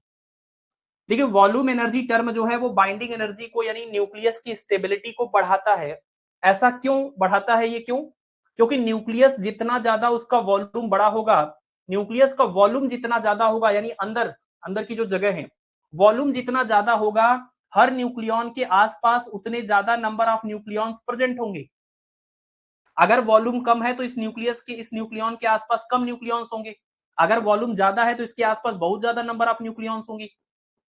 तो किसी भी न्यूक्लियॉन के आसपास जितने ज्यादा नंबर ऑफ न्यूक्लियॉन्स होते हैं, इनके बीच में म्यूचुअल जो न्यूक्लियर फोर्स लगता है पाई मेसॉन के एक्सचेंज के द्वारा, जिसको यूकावा मेसॉन सिद्धांत बोलते हैं, आप जानते होंगे यूकावा मेसॉन थ्योरी, कि दो न्यूक्लियॉन के बीच में मेसॉन का एक्सचेंज होता है, जिसकी वजह से इनके बीच में एक बहुत ही स्ट्रांग, बल्कि स्ट्रांगेस्ट कह लीजिए, 4 फंडामेंटल फोर्स में सबसे स्ट्रांग फोर्स यही होता है, न्यूक्लियर फोर्स। तो स्ट्रॉन्गेस्ट न्यूक्लियर फोर्स जो लगता है दो न्यूक्लियॉन्स के बीच में, अट्रैक्टिव नेचर का, वो इनके बीच में पाई मेसॉन के एक्सचेंज के द्वारा वो फोर्स लगता है। तो प्रोटॉन प्रोटॉन हो, न्यूट्रॉन न्यूट्रॉन हो, प्रोटॉन न्यूट्रॉन हो, सबके बीच में अट्रैक्शन का ही फोर्स लगता है। इनके बीच में मेसॉन का एक्सचेंज होता है, पाई प्लस, पाई माइनस और पाई नॉट। तो ये वॉल्यूम ज्यादा होने से क्या होता है कि इसकी स्टेबिलिटी न्यूक्लियस की बढ़ती है, क्योंकि हर न्यूक्लियॉन के आसपास जितने ज्यादा नंबर ऑफ न्यूक्लियॉन्स होंगे, उतना ज्यादा पाई मेसॉन का एक्सचेंज जो होगा उसकी संख्या बढ़ेगी, उतना ज्यादा इंट्रैक्शन बढ़ेगा, और जितना ज्यादा इंट्रैक्शन बढ़ेगा तो ये सब स्ट्रॉन्ग फोर्स, मतलब अट्रैक्टिव फोर्स है। तो जितना ज्यादा लोग इसमें अट्रैक्ट करेंगे एक दूसरे को, इसकी स्टेबिलिटी उतनी ज्यादा होती है। ठीक है ना, तो किसी भी न्यूक्लियस का वॉल्यूम बढ़ने से इंटरेक्शन बढ़ता है आसपास के और न्यूक्लियॉन से, जिसकी वजह से उसकी स्टेबिलिटी बढ़ती है, या कह लीजिए बाइंडिंग एनर्जी बढ़ती है। क्योंकि बाइंडिंग एनर्जी किस बात पे डिपेंड करती है? स्टेबिलिटी पर। जितना ज्यादा स्टेबल न्यूक्लियस है, उसकी बाइंडिंग एनर्जी उतनी ज्यादा है, उसको तोड़ने में उतनी ज्यादा एनर्जी लगानी पड़ेगी। ठीक है, तो इसलिए वॉल्यूम के बढ़ने की वजह से क्या हो रहा है, यहां पर बाइंडिंग एनर्जी या स्टेबिलिटी न्यूक्लियस का बढ़ रहा है। लेकिन कुछ और भी चीजें हो रही हैं, इसी में कुछ चीजें और भी हो रही हैं। अब जैसे आपने कहा कि वॉल्यूम बढ़ने से तो ठीक है, लेकिन सरफेस एरिया से प्रॉब्लम है। वॉल्यूम ज्यादा से ज्यादा होना चाहिए, लेकिन सरफेस एरिया कम से कम भी रहना चाहिए। भाई वॉल्यूम ज्यादा रहने के बहुत सारे और तरीके हो सकते थे कि भाई ये स्फीयर की बजाय कोई और शेप हो, कोई और शेप हो, लेकिन वॉल्यूम ज्यादा रहने से क्या हो रहा है, इसकी स्टेबिलिटी बढ़ रही है। लेकिन सरफेस एरिया ज्यादा होने से स्टेबिलिटी बढ़ती नहीं है, घटती है। सरफेस पर जितने ज्यादा मॉलिक्यूल होंगे, सॉरी मॉलिक्यूल मतलब यहाँ पर न्यूक्लियन की बात हो रही है, सरफेस पर जितने ज्यादा न्यूक्लियॉन्स होंगे उतनी ज्यादा इसकी स्टेबिलिटी कम होती है या बाइंडिंग एनर्जी कम होती है। क्योंकि सरफेस वाले जो आपके न्यूक्लियॉन्स हैं उनका जो इंटरेक्शन है वो इतना ज्यादा नहीं होता है, जैसे इसमें इसमें नंबर ऑफ इंटरेक्शंस ज्यादा होते हैं, इसलिए यहाँ पर बाइंडिंग एनर्जी को ये बढ़ाते हैं, एक दूसरे को अट्रैक्ट करके बाइंडिंग एनर्जी को बढ़ाते हैं। लेकिन यहाँ पर बाइंडिंग एनर्जी बढ़ता नहीं है, इसकी वजह से बाइंडिंग एनर्जी घटता है, क्योंकि इसमें चारों तरफ से कोई इंटरेक्ट करने वाले नहीं है, बस ये अंदर की तरफ या नीचे साइड ही जो और न्यूक्लियन प्रेजेंट है केवल वही इसको अट्रैक्ट करके खींच रहे हैं। तो यहाँ पर एक तरह से इनस्टेबिलिटी क्रिएट होती है, बहुत स्टेबल न्यूक्लियन नहीं होता है। तो इसकी वजह से ओवरऑल इस पूरे न्यूक्लियस की स्टेबिलिटी घटती है, यानी बाइंडिंग एनर्जी घटती है। जबकि इस तरह के वॉल्यूम की वजह से या अंदर वाले न्यूक्लियन की वजह से, अंदर वाले जितने भी न्यूक्लियन है उनकी वजह से स्टेबिलिटी बढ़ती है, सरफेस वाले की वजह से स्टेबिलिटी घटती है, यानी बाइंडिंग एनर्जी घटती है, इसलिए सरफेस वाले में माइनस आता है। ठीक है, दूसरा है हमारा, आगे देखिए क्या है, कुलाम एनर्जी टर्म, यहां पर भी माइनस है। तो इसका मतलब जो कुलाम एनर्जी टर्म है वो बता रहा है कि बाइंडिंग एनर्जी को ये भी घटाएगा। तो ये क्यों होता है, ये प्रोटॉन प्रोटॉन जो होते हैं उनके बीच में जो कुलाम्बिक रिपल्सन या इलेक्ट्रोस्टैटिक रिपल्सन लगता है, तो इसके रिपल्सन की वजह से इस न्यूक्लियस की स्टेबिलिटी थोड़ी डिस्टर्ब होती है या स्टेबिलिटी कम होती है, तो इसलिए यहाँ पर माइनस आया है, इसका नाम है कुलाम एनर्जी टर्म। नेक्स्ट है हमारा असिमेट्रिक एनर्जी टर्म। असिमेट्रिक जो वर्ड है उसको आप जोड़ लीजिए किससे, number of neutron and number of proton से। मतलब की पॉइंट आपको पकड़ना है कि वॉल्यूम ज्यादा होने से इंटरेक्शन बढ़ेगा चारों तरफ का, इसलिए बढ़ेगा। सरफेस एरिया ज्यादा होने से सरफेस पर मॉलिक्यूल बढ़ेंगे जिससे इसकी स्टेबिलिटी घटेगी, तो इसलिए माइनस है। कुलाम में कुलाम वाला जो रिपल्सन है उसकी वजह से एनर्जी घटती है। असिमेट्रिक जो एनर्जी टर्म है, असिमेट्रिक जो वर्ड है उसको आप कनेक्ट कर लीजिए number of neutron and number of proton से। न्यूक्लियस जो हल्के वाले होते हैं और स्टेबल होते हैं उसमें आपको पता होगा कि number of neutron and number of proton क्या होते हैं, ये बराबर होते हैं। जो स्टेबिलिटी जोन वाला हम ग्राफ बनाते हैं कि n बराबर z का ग्राफ ऐसे जाता है और n ग्रेटर देन z का ग्राफ जो है इधर से इधर चला जाता है और n लेस देन z का इधर हो जाता है। तो जो लोग इस वाले जोन में पढ़ते हैं वो स्टेबल होते हैं, इसके अलावा सब अनस्टेबल होते हैं, इसको स्टेबिलिटी जोन कहते हैं। तो जो हल्के वाले एलिमेंट है उसमें n बराबर z होता है और वो स्टेबल होते हैं। जो हल्के एलिमेंट्स हैं उनमें नंबर ऑफ न्यूट्रॉन और नंबर ऑफ प्रोटॉन न्यूक्लियस में बराबर होते हैं, वो बहुत ही ज्यादा स्टेबल होते हैं। लेकिन ऐसे एलिमेंट जिसमें नंबर ऑफ न्यूट्रॉन और नंबर ऑफ प्रोटॉन ज्यादा बराबर नहीं है, जिसमें number of neutron number of proton बराबर अगर नहीं है तो इसका मतलब क्या हुआ, ये हुआ असिमेट्रिक, ये हुआ असिमेट्रिक नेचर। ये बराबर बराबर है तो क्या हुआ, सिमेट्रिक, और बराबर अगर नहीं है तो क्या हो गया, असिमेट्रिक। तो यानी न्यूट्रॉन और प्रोटॉन की संख्या जिस न्यूक्लियस के अंदर बराबर नहीं होती, इस असिमेट्रिक कन्फिगरेशन या असिमेट्रिक इस बिहेवियर की वजह से उसकी स्टेबिलिटी कम होती है, यानी बाइंडिंग एनर्जी कम होती है, इसलिए यहां पर माइनस आ गया। ठीक है, और लास्ट हमारा पेयरिंग एनर्जी टर्म। ये पेयरिंग जो है ना, वो पेयरिंग बताता है कि पेयर कर लीजिए प्रोटॉन और न्यूट्रॉन्स जो हैं उनको देख लीजिए कि कौन इवन है और कौन ऑड है। तो असिमेट्रिक जो है वो नंबर ऑफ न्यूट्रॉन प्रोटॉन पर डिपेंड करता है और जो पेयरिंग है वो इवन ऑड पर डिपेंड करता है। ऐसे न्यूक्लियस हो सकते हैं जिसके अंदर प्रोटॉन इवन संख्या में हो और न्यूट्रॉन्स भी इवन संख्या में हो। ऐसा हो सकता है जिसमें प्रोटॉन इवन हो न्यूट्रॉन ऑड हो, प्रोटॉन ऑड हो न्यूट्रॉन इवन हो, और दो के दोनों क्या हो, ऑड हो। सबसे ज्यादा स्टेबल इस तरह के न्यूक्लियस होते हैं जिसमें प्रोटॉन और न्यूट्रॉन दोनों इवन नंबर होते हैं, सम संख्या में जो होते हैं वो सबसे ज्यादा स्टेबल न्यूक्लियस होते हैं। जिसमें दोनों विषम संख्या में या ऑड नंबर के रूप में होते हैं, 3 5 है ना, 7 9 इस टाइप के अगर हैं प्रोटॉन और न्यूट्रॉन, वो सबसे कम स्टेबल होते हैं। और ये जो है ये बीच वाले होते हैं, इससे थोड़ा ज्यादा स्टेबल और इससे कम स्टेबल। तो ये जो इवन ऑड ऑड इवन की जब कंपैरिजन की हम बात करते हैं तो इसको बोलते हैं पेयरिंग, इस पेयरिंग इफेक्ट बोलते हैं। तो पेयरिंग इफेक्ट की वजह से भी आप देखिए कि बाइंडिंग एनर्जी पर फर्क पड़ता है। ये स्टेबिलिटी को बढ़ा रहा है यानी बाइंडिंग एनर्जी को बढ़ा रहा है, ये स्टेबिलिटी को घटा रहा है यानी बाइंडिंग एनर्जी को घटा रहा है। तो पेयरिंग इफेक्ट में इसीलिए प्लस और माइनस लिखा हुआ है कि अगर हमारा पेयरिंग इफेक्ट ऐसा है कि नंबर ऑफ प्रोटॉन और नंबर ऑफ न्यूट्रॉन दोनों इवन इवन है तो यहाँ प्लस वाला केस ले लेंगे हम, और अगर दोनों ऑड ऑड हैं तो माइनस वाला केस ले लेंगे, क्योंकि ऑड ऑड में बाइंडिंग एनर्जी को घटाएगा, इवन इवन में बाइंडिंग एनर्जी को बढ़ाएगा। और अगर ऑड इवन वाला केस हो गया ये वाला, तो इसमें देखिए कोई बढ़ा रहा है तो कोई घटा रहा है, कुल मिलाकर के कोई इफेक्ट नहीं पड़ता है। इवन ऑड या ऑड इवन का केस है तो ये पार्ट की जो वैल्यू होती है, एपी की वैल्यू होती है, ना तो पॉजिटिव ना तो नेगेटिव, ये जीरो हो जाती है। ये जीरो कर देंगे तो ये पूरा पार्ट खत्म हो जाएगा। ठीक है, जो भी चीज इसमें एक्सप्लेन होना था वो यही सारी बातें हैं। अब हम आपको इंडिविजुअली दिखा दे रहे हैं, ठीक है ना। इंडिविजुअली हम इन सभी पॉइंट्स के बारे में जो भी चीजें हमने लिखी है वो दिखा देते हैं। जैसे वॉल्यूम एनर्जी टर्म की बात करें तो बाइंडिंग एनर्जी जो है वो वॉल्यूम के डायरेक्टली प्रोपोर्शनल है, क्योंकि वॉल्यूम बढ़ेगा तो हर न्यूक्लियन के करस्पॉन्डिंग या नेबरहुड में नंबर ऑफ न्यूक्लियॉन्स बढ़ेंगे, इंटरेक्शन बढ़ेगा, स्ट्रॉन्ग फोर्स लगेगा तो स्टेबिलिटी बढ़ेगी, तो बाइंडिंग एनर्जी भी बढ़ेगा। Binding energy proportional to volume. और वॉल्यूम की बात करें तो volume 4/3 pi R cube spherical, अगर स्फीयरिकल से भी इमेजिन करें। और न्यूक्लियस के रेडियस का ये फार्मूला आपको पता होगा, R equal to R naught A power 1/3। तो अगर हम यहाँ R पावर 3 करेंगे, इसका क्यूब करेंगे तो वहां A आ जाएगा। यानी कुल मिलाकर के जो वॉल्यूम एनर्जी टर्म है वो मास नंबर के डायरेक्टली प्रोपोर्शनल है, बाकी चीजों को कांस्टेंट बोल देंगे। ठीक है, और ये पॉजिटिव आ रहा है, इसका मतलब ये है कि जितना ज्यादा मास नंबर, मतलब न्यूक्लियस के अंदर जितनी ज्यादा प्रोटॉन प्लस न्यूट्रॉन की संख्या जितनी ज्यादा होगी, मास नंबर जितना बढ़ेगा, वॉल्यूम एनर्जी जो टर्म है वो उतना ज्यादा बढ़ेगा, यानी बाइंडिंग एनर्जी की स्टेबिलिटी बढ़ेगी।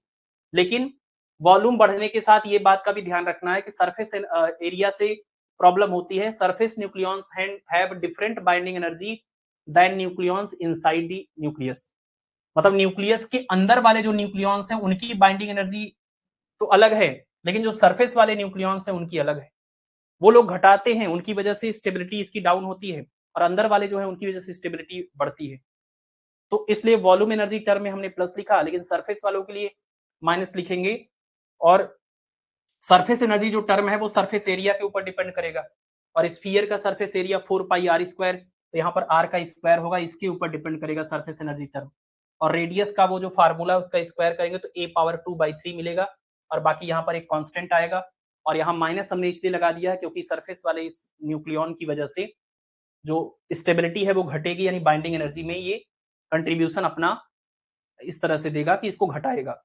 तो नेगेटिव साइन क्या बता रहा है कि total binding energy is reduced due to surface nucleons. Surface वाले न्यूक्लियॉन की वजह से बाइंडिंग एनर्जी घटेगी, माइनस का ये मतलब है। और ये A पावर 2/3 के ऊपर डिपेंड करता है, और ये A पावर पर डिपेंड करता है, पावर 1।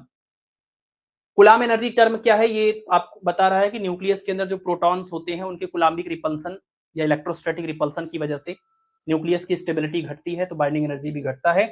डेरिवेशन नहीं कर रहे हैं, डायरेक्ट ये एक्सप्रेशन लिखा हुआ है। तो ये इसका फार्मूला होता है Z(Z-1) अपान में A पावर 1/3। यहाँ पर माइनस आने का मतलब ये भी क्या कर रहा है, घटा रहा है, और ये कांस्टेंट आपने लिख दिया।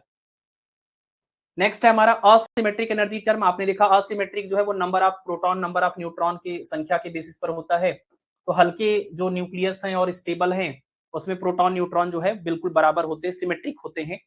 लेकिन जो हैवी न्यूक्लियस होते हैं उसमें फिर ऐसा होने लग जाता है कि number of neutron number of proton से ज्यादा होने लग जाते हैं। इस वजह से स्टेबिलिटी थोड़ी कम हो जाती है हैवी न्यूक्लियस की।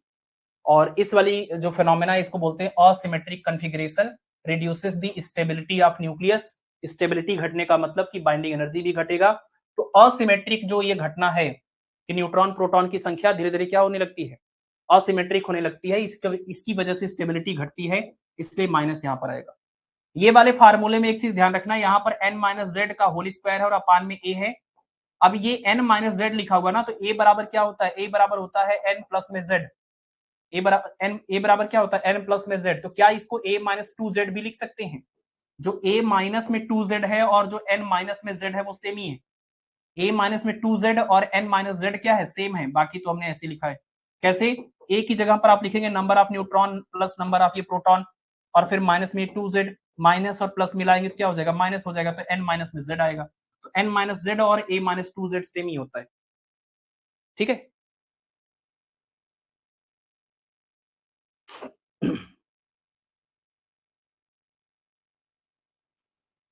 चलिए नेक्स्ट,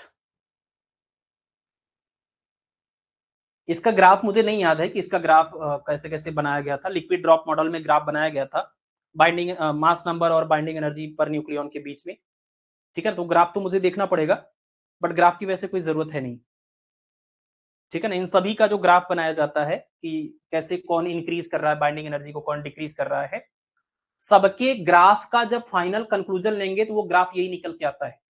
मतलब ये जो बाइंडिंग एनर्जी, ये देखिए ये जो ग्राफ है वो कैसे आया पता है? ये ग्राफ, ये एक्सपेरिमेंटली ये ग्राफ बनाया गया है, लेकिन लिक्विड ड्रॉप मॉडल के बेसिस पर जो हम बाइंडिंग एनर्जी का फार्मूला डिस्कस कर रहे हैं उसमें सभी का अलग अलग ग्राफ मिलेगा, और सभी ग्राफ का जब हम ओवरऑल कंक्लूजन निकालेंगे तो ऐसा वाला ग्राफ ही निकल के आता है।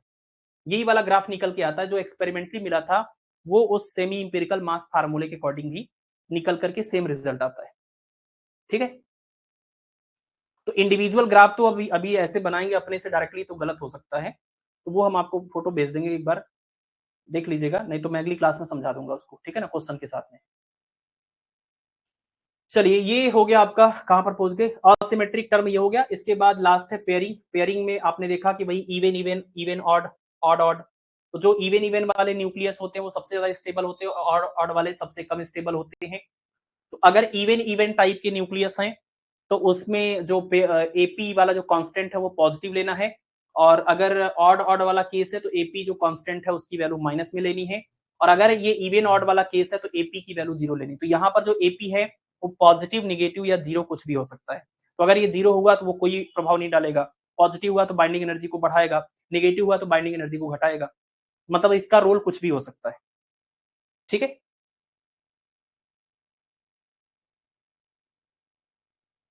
ठीक है। हाँ, पीक पर हमेशा क्या मिलता है? इवन मिलता है।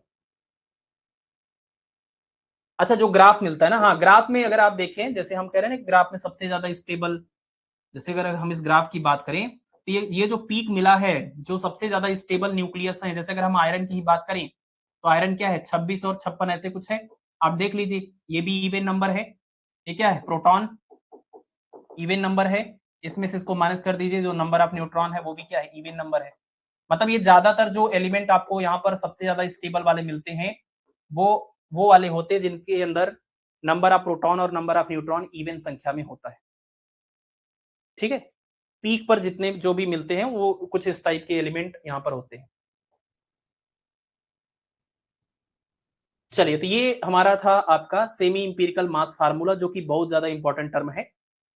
तो थोड़ा थोड़ा कि किसकी वजह से ये टर्म आता है, किसकी वजह से ये टर्म आता है, ये चीज अगर आप हल्का सा इंट्रोडक्शन पता हो, और बाकी मेन चीज यही है कुल मिलाकर के फाइनल की पूरा इक्वेशन याद होना चाहिए। ये पावर वगैरह याद करना थोड़ा मुश्किल होता है, और यही मेन चैलेंज है आपका। ठीक है, इस इक्वेशन को बार बार लिख करके आप प्रैक्टिस कर लीजिए कि वॉल्यूम एनर्जी टर्म में मास नंबर के ऊपर कैसे डिपेंड करता है और इसके ऊपर कैसे डिपेंड करता है। एक चीज और ध्यान रखना है, अगर कभी सवाल में ये पूछ दिया जाए, जैसे ये वॉल्यूम एनर्जी टर्म है, ये वॉल्यूम एनर्जी टर्म सारे न्यूक्लियॉन की वजह से है। अगर आपसे पूछा जाए कि बाइंडिंग एनर्जी, ये बाइंडिंग एनर्जी है, वॉल्यूम एनर्जी वाला जो टर्म है ये बाइंडिंग एनर्जी का एक पार्ट है, लेकिन ये बाइंडिंग एनर्जी पूरे न्यूक्लियॉन का है। अगर हम निकाले बाइंडिंग एनर्जी पर न्यूक्लियॉन, मतलब ये एक्सप्रेशन जो लिखा है इसमें अगर हम निकाले बाइंडिंग एनर्जी पर न्यूक्लियॉन, तो सबके अपान में नंबर ऑफ न्यूक्लियॉन, मतलब ए से वापस से डिवाइड करना पड़ेगा। ये इसकी वजह से क्या होगा, ए का डिपेंडेंसी चेंज होगा। तो डिपेंडेंसी के ऊपर ही सवाल इसमें ज्यादा एक्सपेक्टेड है। जैसे अब ये हो गया तो ये आ गया constant, binding energy per nucleon में जो वॉल्यूम एनर्जी टर्म है वो कांस्टेंट हो गया। तो अगर हम पूरे न्यूक्लियॉन की बात करें तो ये मास नंबर पर डिपेंड कर रहा है, लेकिन पर न्यूक्लियॉन की बात करें तो कांस्टेंट हो गया। ऐसे यहाँ पावर 2/3 है, लेकिन अभी अपान में 1 हो गया, ये कितना हो जाएगा 1/3। ये अपान में हो गया तो ये कितना हो जाएगा 2/3। यहाँ पर हो गया क्या, a⁻2 हो जाएगा। इस तरह से वैल्यू चेंज हो जाएगी। ठीक है, तो पर न्यूक्लियॉन के लिए पूछा गया है या पूरे न्यूक्लियॉन के लिए पूछा गया है, उसके अकॉर्डिंग आपको ये मास नंबर का डिपेंडेंसी पता होना चाहिए। ठीक है,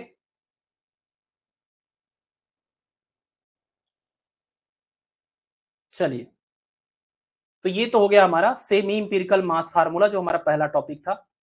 अब इसके बाद फिजन और फ्यूजन है। फिजन और फ्यूजन तो बहुत ज्यादा आसान ये है कि फिजन में क्या होता है कि हैवी जो न्यूक्लियस है वो हल्के हल्के न्यूक्लियस में टूट जाता है। एक भारी जो न्यूक्लियस है, ये देखिए दो हल्के हल्के न्यूक्लियस के अंदर टूट गया है। ठीक है ना, सॉरी, यहाँ पर अगर मान लीजिए हम एग्जांपल ले लें कि यूरेनियम 235 है, उसके ऊपर हमने न्यूट्रॉन की बम्बार्टमेंट करी है, तो इसको ये क्या कर लेता है, एब्जॉर्ब कर लेता है, और एब्जॉर्ब करने के बाद यूरेनियम 236 बन जाता है। लेकिन ये होता है अनस्टेबल, तो ये थोड़ी ही देर बाद टूट जाता है, और जब ये टूटता है तो लगभग बराबर मतलब उसमें मास वाले में, जैसे ये पूरा बहुत हैवी सा एक न्यूक्लियस था, अब ये दोनों जो है, अगर हम एक न्यूक्लियन के मास को 1 mu बोले तो 140 ये है, 90 ये है, मतलब अप्रॉक्स आसपास के उसमें 2 टुकड़े में ये डिवाइड हो जाता है और साथ में 3 न्यूट्रॉन निकलते हैं और बहुत सारी एनर्जी भी निकलती है। यही है न्यूक्लियर फिजन। फिजन मतलब हैवी न्यूक्लियस का छोटे-छोटे न्यूक्लियाई में टूटना। इसको हम जो लिक्विड ड्रॉप मॉडल था, उस लिक्विड ड्रॉप मॉडल के बेसिस पर भी इसको एक्सप्लेन कर सकते हैं। तो Bohr wheeler theory of liquid drop model, Bohr और व्हीलर जो मिलकर के जिन्होंने लिक्विड ड्रॉप मॉडल के ऊपर काम किया था, उन्होंने फिजन की इस प्रक्रिया को इसी तरीके से एक्सप्लेन किया था, जो हम पीछे डिस्कस कर रहे थे लिक्विड ड्रॉप मॉडल के अंदर, कि लिक्विड के ड्रॉप को अगर हम जैसे हम क्या करते हैं, इसको ऑसिलेट करें तो लिक्विड का ड्रॉप जैसे 2 पार्ट में टूटता है, इसी तरह से न्यूक्लियस भी टूटता है। जब उस पर एक न्यूट्रॉन की बम्बार्टमेंट करते हैं तो ये क्या करता है, इसकी वजह से ये अब ऑसिलेट करने लगता है और ऑसिलेट करते करते इस तरह से 2 सेगमेंट में ये टूट जाता है।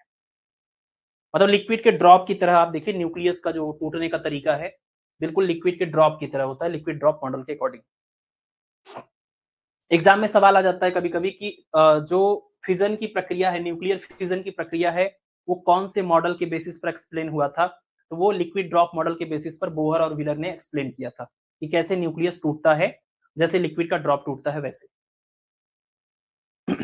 ठीक है? चलिए, न्यूक्लियर फिजन की अगर प्रक्रिया की बात करें तो इसमें मोमेंटम और मास प्लस एनर्जी कंजर्व रहता है। मतलब रिएक्शन से पहले और रिएक्शन के बाद में पूरा मोमेंटम कांस्टेंट रहता है।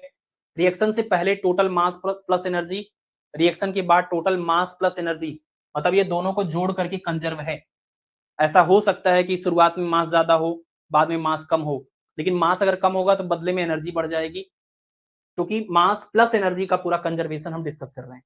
तो रिएक्टेंट साइड और प्रोडक्ट साइड में मास प्लस एनर्जी कंजर्व रहेगा। और जो हमें यहाँ पर एनर्जी मिलती है न्यूक्लियर फिजन प्रोसेस के अंदर, जितना मास हम एज अ फ्यूल यहाँ पर इस्तेमाल करते हैं प्रोडक्ट साइड रिएक्टेंट साइड में, उस पूरे मास का लगभग 0.1% मास ही एनर्जी में कन्वर्ट होता है। मतलब हम जो भी यहाँ पर यूज कर रहे हैं, ये जो भी हम यूज कर रहे हैं, ये हमारा फ्यूल हो गया। तो 235 AMU अगर हम बोल दें, एक प्रोटॉन का मास लगभग 1 AMU के बराबर होता है, एक न्यूट्रॉन का भी इतना ही होता है।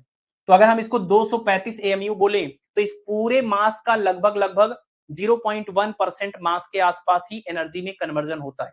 मतलब इसका मास आप निकालेंगे ज्यादा रहेगा, इसका मास जो रहेगा वो कम रहेगा। तो जो मास का लॉस हुआ है, वो मास का जो लॉस हुआ है वही यहां पर एनर्जी में कन्वर्ट हुआ है।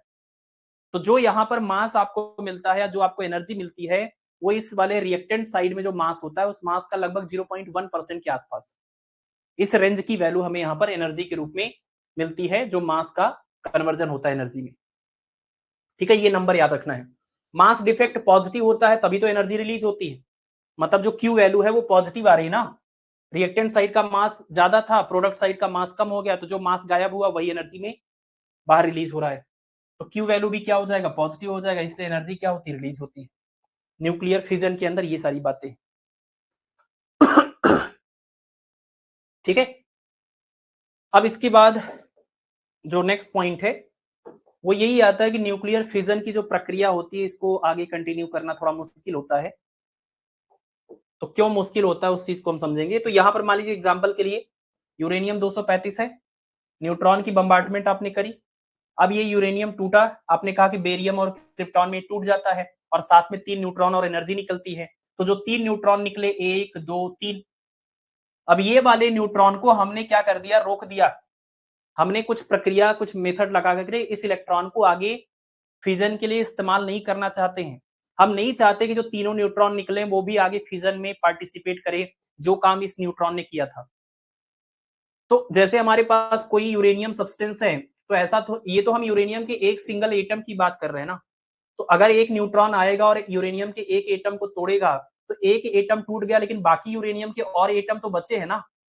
तो ये न्यूट्रॉन आया, इसने इस यूरेनियम को तोड़ा और बेरियम क्रिप्टॉन दिया और साथ में 3 न्यूट्रॉन निकले। अब जो 3 न्यूट्रॉन निकले वो बाकी यूरेनियम एटम से टकरा रहे हैं। तो हमने कुछ ऐसी व्यवस्था करी है कि तीनों न्यूट्रॉन ऑन एवरेज, इसमें से एक न्यूट्रॉन हमेशा जो है वो रोक दिया जाए, बाकी 2 न्यूट्रॉन ही आगे इस फिजन की प्रक्रिया में पार्टिसिपेट करें। तो ये हम आपको दिखा रहे हैं कि अगर ये इसको हम रोक दें और बाकी 2 न्यूट्रॉन आगे बढ़े, तो ये वाला जाएगा वापस से अगले यूरेनियम एटम के साथ टकराएगा और फिर से बेरियम क्रिप्टॉन देगा और फिर से हमें 3 न्यूट्रॉन मिलेंगे। यहाँ पर ये जाएगा, ये भी अगले यूरेनियम से टकराएगा, बेरियम क्रिप्टॉन के साथ में 3 न्यूट्रॉन हमें और मिलेंगे। अब ये जो 3 न्यूट्रॉन यहाँ पर मिले हैं, इसमें से हमने फिर एक को रोक दिया। अब बाकी 2 न्यूट्रॉन क्या हो रहे हैं, ये जाकर के वापस से फिजन प्रक्रिया में पार्टिसिपेट कर रहे हैं। यहाँ पर भी हमने इसको रोक दिया, आगे से फिजन प्रक्रिया में ये पार्टिसिपेट कर रहे हैं। ठीक है, ये जो हमने लाइन वर्टिकल यहाँ पर खींची है, इस चीज का एक इंपॉर्टेंस है। अभी हम आगे एक टॉपिक पढ़ेंगे तो वापस से इस डायग्राम पर आएंगे, ये लाइन हमने क्यों खींची है यहाँ पर। ठीक है, और ये जो नंबर ऑफ न्यूट्रॉन्स यहाँ से निकल रहे हैं, उस नंबर ऑफ न्यूट्रॉन्स में जैसे 3 न्यूट्रॉन निकल रहे हैं, तो उसमें से एक को हमने क्यों बार बार रोक करके दिखाया है, तो इसके रोकने से क्या फर्क पड़ेगा, उस चीज को हम डिस्कस करेंगे अगले टॉपिक से वापस डायग्राम पर आएंगे। ठीक है, नेक्स्ट टॉपिक है difficulties in maintaining chain reaction. मतलब ये जो रिएक्शन हमने अभी दिखाया है डायग्राम में, ये जो रिएक्शन है वो आसानी से आगे कंटिन्यू नहीं हो पाती। जैसे हम दिखा रहे हैं इतनी आसानी से कि न्यूट्रॉन आया और इसने एक यूरेनियम को ब्रेक कर दिया और 3 न्यूट्रॉन निकले, उसमें से तीनों या फिर 2 न्यूट्रॉन आगे फिर से इस फिजन की प्रक्रिया में पार्टिसिपेट कर रहे हैं और ये प्रक्रिया को आगे बढ़ा रहे हैं। ये चीज इतनी आसानी से कंटिन्यू नहीं होती है, इसको चेन रिएक्शन बोलते हैं। ये क्या है, चेन रिएक्शन। तो ये जो चेन रिएक्शन है कि हर बार नया नया यूरेनियम एटम टूटता रहेगा और ये प्रक्रिया बढ़ती रहेगी, एनर्जी रिलीज होती रहेगी, ये रिएक्शन आसानी से कंटिन्यू नहीं होता, बहुत सारी प्रॉब्लम्स आती। तो जो प्रॉब्लम्स यहाँ पर आती हैं, वो प्रॉब्लम्स और उनके सॉल्यूशन की बात हम करने वाले हैं, और इसी के बेसिस पर फिर हम समझेंगे न्यूक्लियर रिएक्टर कैसे काम करता है। न्यूक्लियर रिएक्टर जिसके अंदर हम न्यूक्लियर चेन रिएक्शन करा करके एनर्जी को प्रोड्यूस करते हैं, उसमें फिर हम इन सावधानियों का ध्यान रखेंगे। ठीक है, चलिए, तो पहले तो आप देखिए ये जो पार्ट यहाँ पर लिखा हुआ है, ये पार्ट इतना जरूरी आपके लिए है नहीं, ये पार्ट बस हमने ऐसे डिटेलिंग इतना लिख दिया हुआ है। आपको जो बात इसमें याद रखनी है, मेन चीज आपके लिए ये वर्ड है, खाली ये वर्ड को समझाने के लिए हमने बाकी उसके आगे पीछे की सारी बातें लिख दी, जिसका इतना इंपॉर्टेंस आपको याद बात नहीं करने की जरूरत है। बात ये होती है कि जो न्यूट्रॉन होते हैं उसके लिए कई वर्ड यूज किए जाते हैं, कभी लिखा जाता है हॉट न्यूट्रॉन, कभी लिखा रहता है थर्मल न्यूट्रॉन, कभी लिखा होता है कोल्ड न्यूट्रॉन। तो इन बातों का मतलब या मीनिंग क्या है, अगर हम ये समझने जाएं तो ये इनके एनर्जी के बेसिस पर नाम पड़ा हुआ है।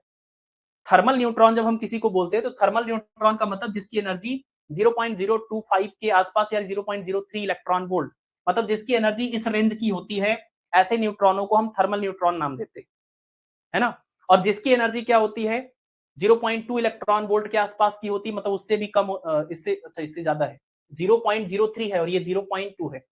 तो जिनकी एनर्जी देखिए, जिनकी एनर्जी इतनी ज्यादा है थोड़ी, तो उसको हम बोलते हैं हॉट न्यूट्रॉन। इनसे ये कम एनर्जी है 0.03, उनको हम क्या बोलते हैं, थर्मल न्यूट्रॉन। और इनसे भी जिनकी कम एनर्जी होती है उसको कोल्ड न्यूट्रॉन कहते हैं। तो ये एनर्जी की बेसिस पर नाम रखा गया है न्यूट्रॉन्स का। और ये जो hot neutron, thermal neutron, cold neutron, ये आप जो भी एनर्जी यहाँ देख रहे हैं, एनर्जी आपस में कंपेयर करेंगे तो कोई छोटा बड़ा है, लेकिन ये ओवरऑल अगर हम बात करें, जिस एनर्जी की हम बात कर रहे हैं वो ऑलरेडी क्या है, बहुत ही कम एनर्जी की बात है। 0.02, 0.03, इतनी कम एनर्जी वाले न्यूट्रॉनों की जब हम ये बात कर रहे हैं, ये क्या होते हैं, स्लो मूविंग न्यूट्रॉन या स्लो न्यूट्रॉन बोलते हैं। मतलब ये स्लो न्यूट्रॉन के 3 टाइप हैं। तो मेनली जो न्यूट्रॉन्स होते हैं ना, वो एनर्जी के बेसिस पर क्लासिफिकेशन में 2 पार्ट में आते हैं, एक फास्ट मूविंग होता है, एक स्लो मूविंग होता है। यानी एक होता है फास्ट न्यूट्रॉन, एक होता है स्लो न्यूट्रॉन। तो फास्ट न्यूट्रॉन बोलने का मतलब जिसकी एनर्जी मिलियन इलेक्ट्रॉन वोल्ट के रेंज की हो, जिसकी एनर्जी क्या हो, मिलियन इलेक्ट्रॉन वोल्ट के रेंज की हो, मतलब 1 मिलियन इलेक्ट्रॉन वोल्ट से ज्यादा हो, तो ऐसे न्यूट्रॉन फास्ट मूविंग न्यूट्रॉन बोले जाते हैं। ठीक है ना, एक से ज्यादा मतलब 2, 3, 4 जो भी है, ये फास्ट मूविंग न्यूट्रॉन है। और जिनकी एनर्जी 1 मिलियन इलेक्ट्रॉन वोल्ट से कम होती है वो होते हैं स्लो न्यूट्रॉन। और ये स्लो वाले में फिर 3 क्लासिफिकेशन हो गया, hot neutron, thermal neutron, cold neutron. Main चीज जो है, बस आप एक इसको बारे में थोड़ा जानते रहिए, एक इसके बारे में कि इसका रेंज किस टाइप का होता है। तो फास्ट मूविंग न्यूट्रॉन का energy range million electron volt के ऑर्डर का होता है, 1 के ऊपर। और जो थर्मल न्यूट्रॉन होते हैं वो 0.02 या 0.03, इस रेंज की जो वैल्यूज होती हैं उसको थर्मल न्यूट्रॉन कहते हैं। तो ये 2 वर्ड आपके लिए इंपॉर्टेंट है, इनकी एनर्जी का जो रेंज है उसका थोड़ा आइडिया दिमाग में होना चाहिए, बाकी सब चीज छोड़ दीजिए आप। ठीक है,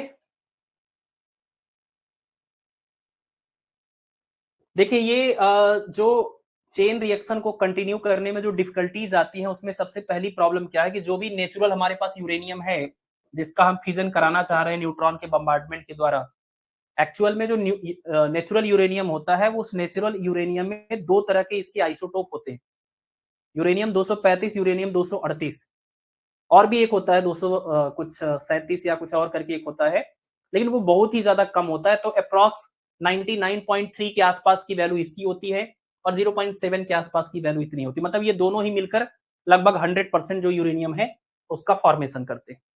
तो नेचुरल यूरेनियम के अंदर ये दोनों आइसोटोप मिले रहते हैं, हम नहीं अलग अलग जो है इंडिविजुअली हमें नहीं मिल पा रहा वो एटम, नेचुरल यूरेनियम में दोनों इसके आइसोटोप मिले होते हैं।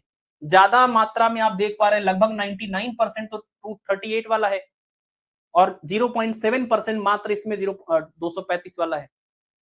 तो बहुत प्रॉब्लम की बात है कि इसमें से एक्सट्रैक्ट करके हम इसको निकाल पाए, एक्सट्रैक्शन प्रोसेस करके हम इसमें से यूरेनियम 235 को बाहर निकाल पाए, क्योंकि यही चेन रिएक्शन करने के लिए सही रहता है। तो इसको हम अलग निकाल पाए और फिर उस पर बम्बार्डमेंट करें और प्रक्रिया को कंटिन्यू करें, ये बहुत टफ टास्क है और बहुत ही कॉस्टली है, ये प्रोसेस प्रैक्टिकली पॉसिबल नहीं है। ठीक है, तो होता क्या है, दिक्कत यहां पर क्या आती है नेचुरल यूरेनियम में चेन रिएक्शन कराने पर कि हम जब न्यूट्रॉन की बम्बार्डमेंट करते हैं तो इसमें जो दो टाइप के आपके पास यूरेनियम है, इन दोनों टाइप के यूरेनियम की डिमांड अलग अलग है, इस दोनों टाइप के यूरेनियम की डिमांड्स क्या है, अलग अलग है। ठीक है,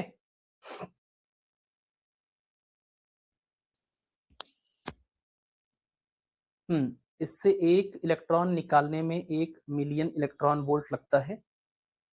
एक इलेक्ट्रॉन कहां पर निकाल रहे हैं, इलेक्ट्रॉन नहीं निकाल रहे, मतलब इतनी एनर्जी का, जब इस तरह की एनर्जी का हम न्यूट्रॉन इंसिडेंट करते हैं तब जाकर के ये न्यूक्लियस टूट पाता है, दो अलग अलग पार्ट में, दो अलग अलग हल्के न्यूक्लियाई में ब्रेक तभी होता है जब इस तरह की एनर्जी होनी चाहिए। तो ये जो आपका यूरेनियम 235 है जो कि 0.7% अमाउंट में प्रेजेंट होता है, ये वाला जो है वो इसको ब्रेक, मतलब इसको अगर हमें फिजन कराना है तो इसको फिजन कराने के लिए हमें थर्मल न्यूट्रॉन की जरूरत होती है, और इसका अगर हमें फिजन कराना है तो हम इसके लिए फास्ट मूविंग न्यूट्रॉन की जरूरत पड़ती है। ठीक है, अगर हमें इसका फिजन कराना है तो हमें क्या चाहिए, थर्मल न्यूट्रॉन, मतलब इतनी कम एनर्जी वाले न्यूट्रॉन की जरूरत है, और इसका फिजन अगर हमें कराना है तो हमें फास्ट मूविंग न्यूट्रॉन यानी बहुत ज्यादा एनर्जी वाले न्यूट्रॉन की जरूरत है। अब प्रॉब्लम देखिए क्या है कि मान लीजिए कि हमने यहाँ पर जो न्यूट्रॉन यहाँ पर इंसिडेंट किया उससे जाकर के वो यूरेनियम 235 से टकराया, ये यूरेनियम 238 से टकराया। अगर ये जाकर के यूरेनियम 235 से टकराया, 235 का फिजन हुआ, तो 235 का फिजन होने पर क्या होता है, जो यहाँ पर न्यूट्रॉन निकलते हैं वो फास्ट मूविंग न्यूट्रॉन निकलते हैं। मान लीजिए अगर ये जाकर के 235 से टकरा गया तो फास्ट मूविंग न्यूट्रॉन निकलेंगे। अब फास्ट मूविंग न्यूट्रॉन इसका फिजन नहीं करा सकते आगे, तो ये गड़बड़ हो गया, मतलब 235 में एक ही बार हो पाएगा, एक ही बार फिजन हो पाएगा, और जो नए न्यूट्रॉन निकलेंगे वो आगे फिजन कराने के लायक नहीं है क्योंकि उनकी एनर्जी बहुत ज्यादा है, और बहुत ज्यादा होना इसके लिए ठीक नहीं है। ये थर्मल न्यूट्रॉन से ही इसका फिजन हो सकता है, फास्ट मूविंग न्यूट्रॉन से इसका फिजन नहीं होता है। ठीक है, तो यहां पर एक प्रॉब्लम आ गई। अब दूसरी पॉसिबिलिटी है कि हमारा ये न्यूट्रॉन जाकर के यूरेनियम 238 से टकराए और 238 का फिजन करे, 238 का फिजन होगा, 3 न्यूट्रॉन अगर मान लीजिए निकले, तो वो तीनों न्यूट्रॉन जो निकलते हैं उनकी एनर्जी इतनी भी ज्यादा नहीं होती है कि इसका वापस से आगे फिजन करा सके, क्योंकि यूरेनियम 238 के लिए बहुत हाई एनर्जी वाले न्यूट्रॉन की जरूरत है। तो जो न्यूट्रॉन निकलते हैं वो हाई एनर्जी के होते हैं, इसके लिए तो बहुत हाई है, लेकिन इसकी जितनी रिक्वायरमेंट है उतनी एनर्जी के नहीं होते। उन न्यूट्रॉनों को ये यूरेनियम 238 क्या कर लेता है, एब्जॉर्ब कर लेता है, और ये टूटता नहीं है फिर। मतलब एक बार यूरेनियम 238 टूटा, उसके बाद जो नए न्यूट्रॉन पैदा हुए वो न्यूट्रॉनों की एनर्जी इतनी कैपेबल ही नहीं है कि इसका फिजन करा सके, और इसकी जरूरत से ज्यादा है, तो इसका भी फिजन नहीं होगा। तो अब आप बताइए इसका सोल्यूशन क्या हो सकता है। 235 से टकराया तो जो न्यूट्रॉन निकले वो फास्ट मूविंग थे, इसका फिजन नहीं करा सकते थे, और वो इतने भी कैपेबल नहीं थे कि इसका फिजन करा सके। 238 का अगर हमने फिजन कराया तो जो निकले वो इसके लिए जरूरत से ज्यादा थे और इसके लिए जरूरत से कम थे।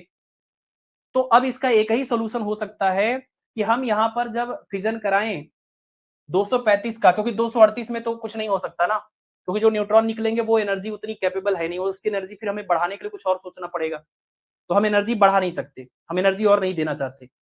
तो ये वाला रास्ता खत्म हो गया, यानी कुल मिलाकर के 235 में ही हमें चेन रिएक्शन को कंटिन्यू करना है, हमें एनर्जी यहां बढ़ाना नहीं है, न्यूट्रॉन का एनर्जी घटाना है।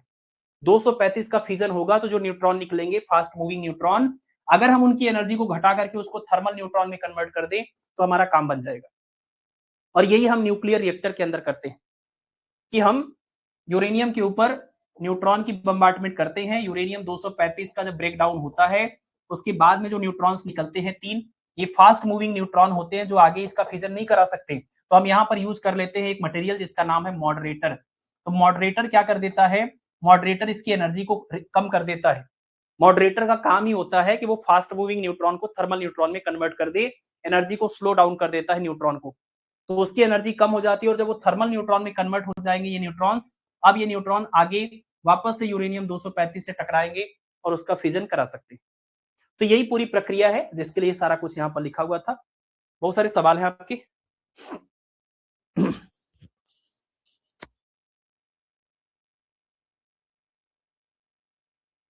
पाकिस्तान के न्यूक्लियर बम 238, ये क्यों है, मतलब ये बात मैं नहीं समझ पा रहा हूँ। 238 वाले पाकिस्तान की क्यों होंगी, फास्ट मूविंग है? अच्छा अच्छा अच्छा, ठीक ठीक ठीक, समझ गए समझ गए, ठीक है।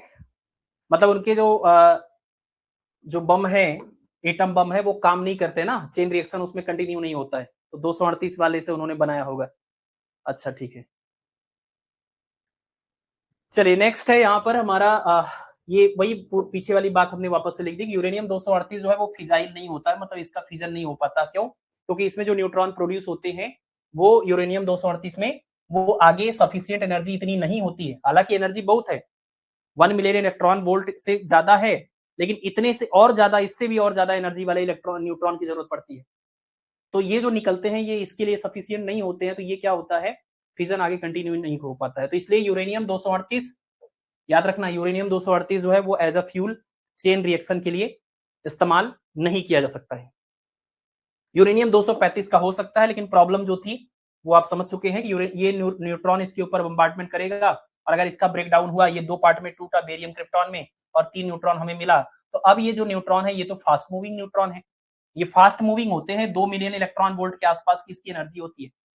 लेकिन इस फास्ट मूविंग न्यूट्रॉन को क्या करेंगे, मॉडरेटर से पास कराएंगे, तो मॉडरेटर क्या कर देगा, इस फास्ट मूविंग न्यूट्रॉन जिसकी एनर्जी इतनी ज्यादा है उसकी एनर्जी को ले आएगा थर्मल न्यूट्रॉन के रेंज में, और थर्मल न्यूट्रॉन से इसका फिजन कंटिन्यू हो सकता है। जो बाकी यूरेनियम 235 के एटम है, ये न्यूट्रॉन अब जाकर के, ये न्यूट्रॉन जब मॉडरेटर से पास होंगे तो यूरेनियम 235 से टकराएंगे और वापस से फिजन रिएक्शन को कंटिन्यू करेंगे, यानी ये चेन रिएक्शन फिर आगे कंटिन्यू हो सकता है।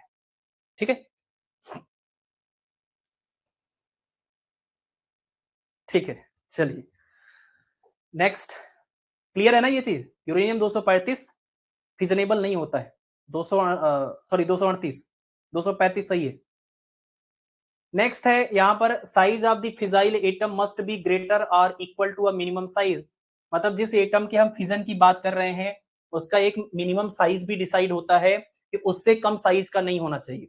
अगर उससे कम साइज का हुआ तो इसका फिजन नहीं हो पाएगा, एक ठीक ठाक साइज होती है तभी इसके टकराने से फिर इसका फिजन हो सकता है। हालांकि बड़ा साइज हुआ तब भी ठीक है, कोई दिक्कत नहीं है, लेकिन मिनिमम की बात कर रहे हैं तो एक मिनिमम साइज जो है वो डिसाइड होता है कि इतने साइज का कम से कम हमारा एटम होना चाहिए। तो size of the fissile atom must be greater और equal to a minimum size, एक मिनिमम साइज से बड़ा या उसके बराबर होना चाहिए, जिसको हम क्रिटिकल साइज बोलते हैं। तो ध्यान रखना है आपको, क्रिटिकल साइज से बड़े साइज का होना चाहिए एटम, और उसके अलावा ये जो न्यूट्रॉन है उसकी एनर्जी को भी एडजस्ट करना पड़ेगा। इसके बाद ये जो टॉपिक है ना, ये टॉपिक एग्जाम के पॉइंट ऑफ व्यू से काफी इंपॉर्टेंट टॉपिक है। इस टॉपिक को आप समझिए, इसको हम बोलते हैं न्यूट्रॉन रिप्रोडक्शन फैक्टर, या नॉर्मली हम इसको रिप्रोडक्शन फैक्टर बोलते हैं, के से रिप्रेजेंट करते हैं। ठीक है, इसका एक और कोई नाम है जो अभी मुझे ध्यान नहीं आ रहा है, एक और नाम से इसको बुलाते हैं। तो ये जो न्यूट्रॉन रिप्रोडक्शन फैक्टर होता है ये आप समझ लीजिए।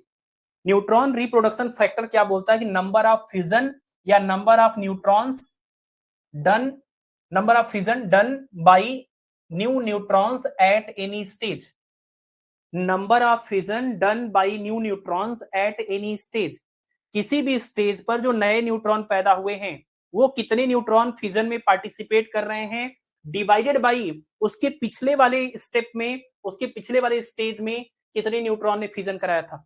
मतलब किसी भी स्टेज पर जो नए न्यूट्रॉन तीन जैसे मान लीजिए पैदा हुए, तीन में से मान लीजिए दो ने क्या किया, आगे फिजन कराया, तो यानी इस स्टेज पर कितने न्यूट्रॉन हैं जो फिजन करा रहे हैं, दो न्यूट्रॉन है टोटल, एक ये एक ये। लेकिन इसके पिछले स्टेप में अगर बात करें तो केवल एक न्यूट्रॉन था। तो किसी भी स्टेज पर कितने नए न्यूट्रॉनों ने फिजन में पार्टिसिपेट किया है डिवाइडेड बाई उसके पीछे वाले में कितने थे, इसके रेशियो को हम न्यूट्रॉन रिप्रोडक्शन फैक्टर कहते हैं। अब आप बताइए, अगर न्यूट्रॉन रिप्रोडक्शन फैक्टर की वैल्यू एक से बड़ी है, इसका क्या मतलब, एक से बड़ी, अगर के की वैल्यू एक से बड़ी है इसका मतलब क्या, कि हर अगले स्टेप में जो यहां पर नंबर ऑफ न्यूट्रॉन है जो फिजन कराएंगे उनकी संख्या ज्यादा है पिछले वाले से। अगर यहां पर ज्यादा है और यहां पर कम है तभी तो डिवाइड करने पर एक से बढ़ा रहा है। किसी भी स्टेज पर नंबर ऑफ न्यूट्रॉन जो फिजन कराएंगे अपान में उसके पिछले स्टेज में, तो अगर ये ज्यादा है और ये कम है तो डिवाइड करने पर एक से बड़ा आएगा। और इस बात का क्या मतलब है, इस बात का मतलब ये कि एक न्यूट्रॉन पहले फिजन करा रहा था, अब दो करा रहा है, आगे हो सकता है चार कराएं, मतलब ये रिएक्शन लगातार आगे बड़ा होते जा रहा है, एनर्जी का जो अमाउंट है जो रिलीज हो रहा है वो बड़ा होते जा रहा है। This is called uncontrolled chain reaction. इसको क्या बोलते हैं, uncontrolled chain reaction. Atom bomb के अंदर यही होता है।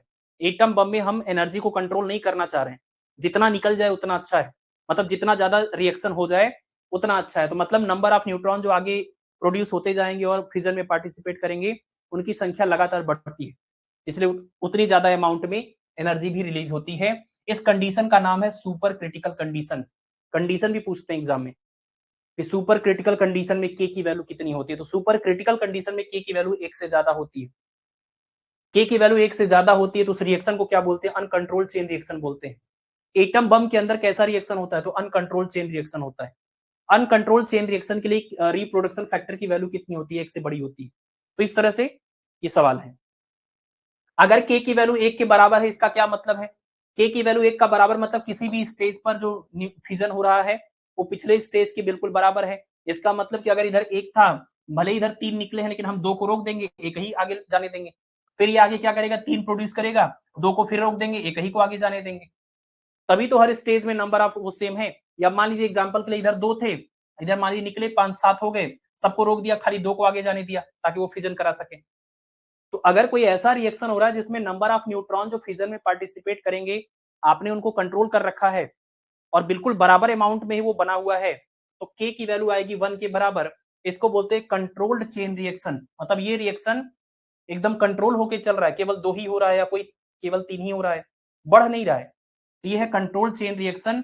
न्यूक्लियर रिएक्टर में, नाभिकीय भट्टी में जो हम रिएक्शन कराते हैं वो यही होता है, कंट्रोल चेन रिएक्शन, क्योंकि वहां पर हमें कंस्ट्रक्शन के पर्पज से एनर्जी को यूज करना है, डिस्ट्रक्शन नहीं करना है। तो एटम बम का पर्पज तो डिस्ट्रक्शन है, बर्बादी है, तो उसमें हमें कोई कंट्रोल नहीं चाहिए। यहाँ पर हम कंट्रोल करते हैं। तो न्यूक्लियर रिएक्टर में कंट्रोल चेन रिएक्शन होता है, रिप्रोडक्शन फैक्टर की वैल्यू एक होती है और इस कंडीशन का नाम है क्रिटिकल कंडीशन। ये सबसे ज्यादा, इन तीनों में सबसे ज्यादा इंपॉर्टेंट यही है, बीच वाला। तीनों में सबसे इंपॉर्टेंट ये बीच वाला है। के की वैल्यू अगर एक से कम है तो इसका क्या मतलब है, के की वैल्यू एक से कम होने का ये मतलब है कि किसी स्टेज पर यहां पर ज्यादा न्यूट्रॉन पार्टिसिपेट कर रहे थे फिजन में और आगे जब आप गए तो वो कम हो रहा है, मतलब इसमें से एक और कम कर दिया, इधर दो हो रहा था अब आगे एक आपने कर दिया, आगे जाकर के जीरो हो जाएगा। जब नंबर ऑफ न्यूट्रॉन जो फिजन में पार्टिसिपेट कर रहे हैं अगर उनकी संख्या घटने लग जाए तो पिछले वाले से, जब इस वाले को जब पिछले वाले से कंपेयर करेंगे तो डिवाइड करने पर क्या आएगा, एक से कम आएगा। ऐसा रिएक्शन आगे जाते जाते जाते खत्म हो जाता है, डाई आउट हो जाता है, तो रिएक्शन जो है वो रुक जाता है। तो फिर कोई बात ही नहीं करेंगे जब रिएक्शन ही नहीं हो रहा है तो। इसका नाम है सब क्रिटिकल कंडीशन। इसका नाम क्या है, सब क्रिटिकल कंडीशन। तो ये जो हमने डायग्राम दिखाया था ना चेन रिएक्शन का, इसमें हम यही दिखा रहे थे कि अगर इस स्टेज पर बात करें तो इस स्टेज पर जो नंबर ऑफ न्यूट्रॉन जो फिजन में पार्टिसिपेट करेंगे, प्रोड्यूस तो तीन हुए लेकिन पार्टिसिपेट केवल दो कर रहे हैं, एक को हमने रोका है, तो इसमें दो बटे में एक करेंगे। तो यानी यहां पर जो न्यूट्रॉन रिप्रोडक्शन फैक्टर है यहां पर वो दो है। यहां और यहां की अगर हम बात करें तो यहां पर आप देखिए कितने हैं, यहां से निकले कितने थे, तीन निकले थे जिसमें से एक को रोक दिया, दो ये थे, और इधर की बात करें, इधर भी 3 निकले थे, हमने एक को रोक दिया तो 2 थे, तो ये 2 और ये 2 4। इस स्टेज पर कितने हैं? 4 फिजन में पार्टिसिपेट करेंगे, और इसके पिछले स्टेज में 2 हैं, तो 4/2 कर दिया, कितना आ गया? न्यूट्रॉन रिप्रोडक्शन फैक्टर की वैल्यू 2 है। 2 मतलब 1 से बड़ी है, यहां भी 1 से बड़ी वैल्यू आई, यहां भी 1 से बड़ी वैल्यू आई है। के की वैल्यू 1 से बड़ी होने का मतलब अनकंट्रोल चेन रिएक्शन, ये रिएक्शन लगातार बड़ा होती जा रहा है। ठीक है।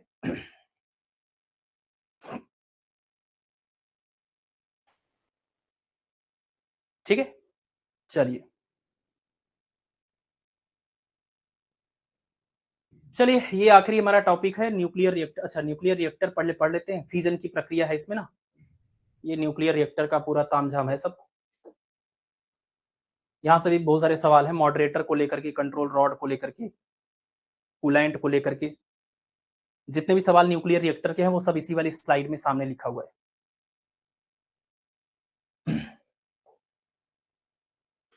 तो न्यूक्लियर रिएक्टर के अंदर जहां हम कंट्रोल चेन रिएक्शन कराते हैं, वहां फ्यूल के तौर पर हम ये सारे एलिमेंट इस्तेमाल करते हैं। ये सब फ्यूल के तौर पर, फिजाइल सब्सटेंस के तौर पर हम इसका इस्तेमाल करते हैं। थोरियम है, यूरेनियम है और प्लूटोनियम है। ठीक है, ये फ्यूल के तौर पर इस्तेमाल करते हैं। तो फ्यूल भी पूछा जाता है, मतलब कि इसमें से किसका इस्तेमाल हो सकता है न्यूक्लियर रिएक्टर के अंदर, किसका नहीं हो सकता है। तो ये एग्जाम्पल याद रखना पड़ेगा आपको, है ना। इनके आइसोटोप बना करके दे देते हैं, तो जैसे यूरेनियम 235 का इस्तेमाल करते हैं, यूरेनियम 238 का नहीं करते हैं, है ना। तो ऐसे ही आपको ये बात याद रखना पड़ता है कि मास नंबर के साथ में एलिमेंट का नाम याद रखना पड़ता है कि इसका कोई आइसोटोप दे दिया, वो होता है कि नहीं होता है। इसके अलावा और भी हो सकते हैं, बट आपको याद होना चाहिए, कम से कम ये 3 तो आप याद रखिए। मॉडरेटर क्या होता है ये आप पीछे समझ चुके हैं। मॉडरेटर का रोल क्या होता है? मॉडरेटर का रोल होता है कि जो नए न्यूट्रॉन पैदा हो, वो नए न्यूट्रॉन यूरेनियम 235 का फिजन करा सकें, उसके लिए हमें इसको तैयार करना होता है। तो नए न्यूट्रॉन जो पैदा होते हैं फिजन में, वो होते हैं फास्ट मूविंग न्यूट्रॉन। तो मॉडरेटर का काम होता है उस फास्ट मूविंग न्यूट्रॉन की एनर्जी को कम करके उनको थर्मल न्यूट्रॉन में कन्वर्ट करना, ताकि वो फिजन आगे करा सके। तो इसका काम होता है to slow down the neutron. ये वाली लाइन ऐसे याद कर लीजिए, मॉडरेटर मतलब टू स्लो डाउन न्यूट्रॉन। और मॉडरेटर के लिए काम कौन कौन करता है? तो जैसे वाटर हो गया, हैवी वाटर इसको बोलते हैं, water, heavy water, graphite, beryllium oxide, ये सब मॉडरेटर का काम करते हैं, न्यूट्रॉन की स्पीड को कम करने का काम करते हैं। ठीक है, इसके बाद होता है कंट्रोल रॉड्स। कंट्रोल रॉड्स का काम क्या होता है? To absorb the neutrons. जैसे हमने कहा ना कि 3 न्यूट्रॉन निकल रहे हैं, लेकिन हम रिएक्शन की रेट को नहीं बढ़ने देना चाहते हैं, हम कंट्रोल रिएक्शन कराना चाहते हैं। तो कंट्रोल रिएक्शन कराने के लिए जो नंबर ऑफ न्यूट्रॉन्स निकल रहे हैं, उसमें से कुछ न्यूट्रॉन को एब्जॉर्ब करना पड़ेगा। उसके लिए हम जो मटेरियल यूज करते हैं उसका नाम है कंट्रोल रॉड। कंट्रोल रॉड का काम होता है न्यूट्रॉन को एब्जॉर्ब करके, स्लो नहीं, न्यूट्रॉन को एब्जॉर्ब करके रिएक्शन की रेट को कंट्रोल करना। तो यहां पर कैडमियम और बोरॉन का इस्तेमाल, कैडमियम और बोरॉन की छड़ों का इस्तेमाल किया जाता है इस कंट्रोल रॉड के तौर पर न्यूट्रॉन को एब्जॉर्ब करने के लिए। अगला है कूलेंट, शीतलक। जब ये रिएक्शन होता है तो यहाँ पर बहुत ज्यादा हीट प्रोड्यूस होता है, तो उस हीट को कम करने के लिए या उस हीट को एब्जॉर्ब करने के लिए जो हम मटेरियल यूज करते हैं उसका नाम है कूलेंट। तो टू एब्जॉर्ब हीट, न्यूट्रॉन को एब्जॉर्ब करने का काम कंट्रोल रॉड का, और हीट को एब्जॉर्ब करने का काम कूलेंट का। और मॉडरेटर का काम न्यूट्रॉन की स्पीड को कम करना, फास्ट मूविंग न्यूट्रॉन को थर्मल न्यूट्रॉन में कन्वर्ट करना। तो कूलेंट के तौर पर हम H2O, D2O, liquid sodium, carbon dioxide, air, इन सब का इस्तेमाल करते हैं। एग्जाम्पल सबके याद होने चाहिए, है ना। कैडमियम और बोरॉन जो है वो कंट्रोल रॉड का काम करते हैं, ये सब आपके मॉडरेटर का काम करते हैं, ये सब आपके कूलेंट का काम करते हैं। एग्जाम्पल मस्ट है, बार बार अगर आप देखेंगे जो भी जितने भी पीजीटी आपके हैं, इसमें यही तीनों के एग्जाम्पल या इसका जो काम है, इसका जो रोल है, ये बहुत ज्यादा सवाल रिएक्टर से यही आता है।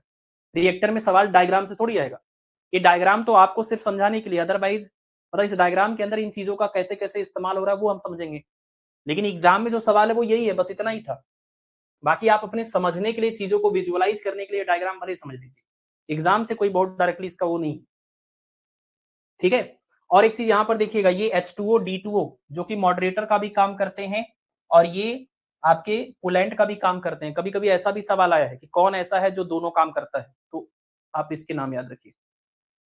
अब ये पूरा रिएक्टर है, इसमें आप प्रोसेस को समझ लीजिए, प्रोसेस क्या हो रहा है। ये एक चैम्बर है, इस चैम्बर के अंदर जिसका हमें फिजन कराना है वो यहाँ पर रखा रहेगा। जिसका हमें फिजन कराना है, यानी फ्यूल के तौर पर जो हम इस्तेमाल कर रहे हैं वो ये हमने यूज कर लिया, ठीक है ना। एक न्यूट्रॉन हमने यहाँ पर इंसिडेंट किया, जिसकी वजह से क्या हुआ, इसका जो प्रक्रिया है वो स्टार्ट हुआ, एक एटम टूटा और नए न्यूट्रॉन पैदा हुए, सारी चीजें होने लग गई।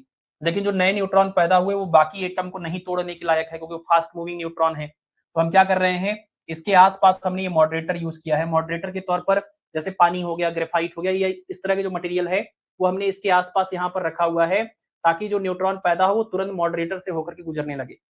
जो भी नए न्यूट्रॉन पैदा होंगे, जब वो पानी या भारी जल से पास होंगे, तो वो न्यूट्रॉन आपके थर्मल न्यूट्रॉन बन जाएंगे, और वापस से जब वो उससे टकराएंगे तो वो फिजन करा सकते हैं, यानी चेन रिएक्शन कंटिन्यू हो जाएगा, ठीक है। तो ये हमारा हो गया फ्यूल, और ये हो गया हमारा इसके अंदर यहाँ पर मॉडरेटर इसके आसपास। तो ये हमने सारे पॉइंट्स को डिस्कस कर लिया। अब अगर हम यहाँ पर इसकी वर्किंग को समझना चाहें, शॉर्ट में आप देख लीजिए कि ये हमारा फ्यूल है। तो ये जब फिजन हुआ, जो न्यूट्रॉन्स निकले वो यहाँ पर मॉडरेटर के बीच में है, मॉडरेटर की वजह से वो थर्मल न्यूट्रॉन में कन्वर्ट हो गया और वो आगे फिजन करा सकते हैं, ठीक है। फिजन की प्रक्रिया प्रॉपर कंटिन्यू हो रही थी, यहाँ पर बहुत सारा हीट प्रोड्यूस होगा। अब हीट प्रोड्यूस होगा तो क्या होगा, हीट प्रोड्यूस होगा तो उस हीट को एब्जॉर्ब करने के लिए भी कुछ चाहिए। अभी हम उस पर आते हैं, उसके पहले आप देखिए, अगर ऐसा हो गया कि नंबर ऑफ न्यूट्रॉन जो यहाँ पैदा हुए हैं, अगर न्यूट्रॉन्स की संख्या बहुत ज्यादा हो जाएगी तो रिएक्शन की रेट बहुत बढ़ जाती है, और बहुत ज्यादा अमाउंट में हीट प्रोड्यूस होने लगता है, तो इसको कंट्रोल करने की जरूरत पड़ती है। तो रिएक्टर के अंदर हम यहाँ पर कंट्रोल रॉड जो है, ये यहाँ पर कैडमियम या बोरॉन की छड़ें यहाँ पर लगाते हैं। जब रिएक्शन की रेट बहुत तेज होने लगती है ज्यादा नंबर ऑफ न्यूट्रॉन की वजह से, तो ये रॉड को इसके अंदर और इंटर करा देते हैं, जिसकी वजह से ये क्या करता है, बहुत सारे न्यूट्रॉन को एब्जॉर्ब कर लेता है। और ये जब न्यूट्रॉन को एब्जॉर्ब कर लेगा तो कम न्यूट्रॉन बचेंगे जो फिजन करा सकते हैं आगे, तो रिएक्शन की रेट जो है वो कंट्रोल हो जाती है। और इसमें ऐसा भी सेटअप बनाते हैं कि अगर बहुत ज्यादा हीट प्रोड्यूस हो तो ये अपने आप पूरा इसमें अंदर गिर जाए और सारे न्यूट्रॉन को एब्जॉर्ब कर ले और रिएक्शन रुक जाए। मतलब इमरजेंसी केस के लिए कंट्रोल रॉड्स का ऐसा सेटअप बनाते हैं कि बहुत हाई टेम्परेचर प्रोड्यूस होने पर या एनर्जी यहाँ प्रोड्यूस होने पर ये पूरा इसके अंदर गिर जाए और ये पूरे न्यूट्रॉन्स को एब्जॉर्ब कर ले और रिएक्शन रुक जाए ऑटोमेटिकली, ठीक है। चलिए, तो ये तो हो गया रिएक्शन की रेट को कैसे कंट्रोल करेंगे। अब जो भी यहाँ पर हीट प्रोड्यूस हुआ है, उस हीट की वजह से क्या होगा, यहाँ पर देखिए अगल बगल से ये वाटर यानी कोई भी कूलेंट हम यहाँ से पास कराते हैं, तो अगर हम ये वाटर कूलेंट यहाँ पर लें तो वाटर क्या होगा, इसके हीट की वजह से ये गर्म हो जाएगा। और जो यहाँ पर वाटर गर्म हो रहा है वो गर्म वाटर के जाने का ये रास्ता है, और इधर से ठंडे वाटर को पंप के द्वारा, प्रेशर के द्वारा इधर से भेज रहे हैं। तो ठंडा वाटर इधर से आता रहेगा, यहाँ जो हीट प्रोड्यूस होगी उस हीट की वजह से ये गर्म होगा, और गर्म वाटर ये इधर से प्रेशर करेगा और इधर से ये इधर से ये इधर जाने लग जाएगा। मतलब ठंडे पानी के आने का ये रास्ता बना दिया हमने, और जो यहाँ पर हीट प्रोड्यूस होगा उससे ये हीट हो जाएगा, और ये गर्म जो पानी है हॉट H2O इधर से आगे जाएगा ये वाले पाइप के अंदर से ऐसे ऐसे ऐसे। तो ये अब ये जो गर्म पानी यहाँ से ऐसे ऐसे जा रहा है इस रास्ते में, इसमें क्या हो रहा है कि इस प्रोसेस में जब ये ऐसे ऐसे गुजरता है तो ये गर्म पानी की वजह से क्या होगा कि इसके कांटेक्ट में ये जो दूसरा चैम्बर है, इसका जो पानी है वो गर्म हो जाता है। इसका ये पानी जो है ये गर्म इसमें जाता है, तो ये इसके कांटेक्ट में रहता है इलेक्ट्रिक थर्मली, तो यहाँ से ये हीट को एब्जॉर्ब कर लेता है, और ये जो गर्म वाला यहाँ से आ रहा है वो ठंडा हो जाता है, और ठंडा होकर के वापस से यहाँ पर आता है और ठंडा इधर होकर के इधर चला जाता है। मतलब ये कूलेंट का काम क्या है कि यहाँ की हीट को एब्जॉर्ब कर रहा है, एब्जॉर्ब करके वो हीट इधर जाकर के इस वाले वाटर को ट्रांसफर कर रहा है और खुद अपने आप ठंडा होकर के वापस से वही काम रिपीट कर रहा है। क्लियर। तो गर्म पानी बाहर निकलेगा और ऐसे इधर जाएगा और अपना हीट ट्रांसफर करेगा और ठंडा होकर के वापस से इधर आएगा, ये प्रक्रिया इधर रिपीट होगी। और ये वाले चैम्बर का जो पानी गर्म हुआ है, ये गर्म पानी क्या होगा, अब गर्म होने की वजह से यहाँ पर वेपर या स्टीम बनेगा, जो स्टीम या भाप बनेगा वो इधर से इधर की तरफ जाएगा, इधर से इधर की तरफ ये भाप जाएगा, और भाप जो है इधर से प्रेशर बनाएगा। यहाँ पर हमारे पास क्या है, एक टरबाइन है।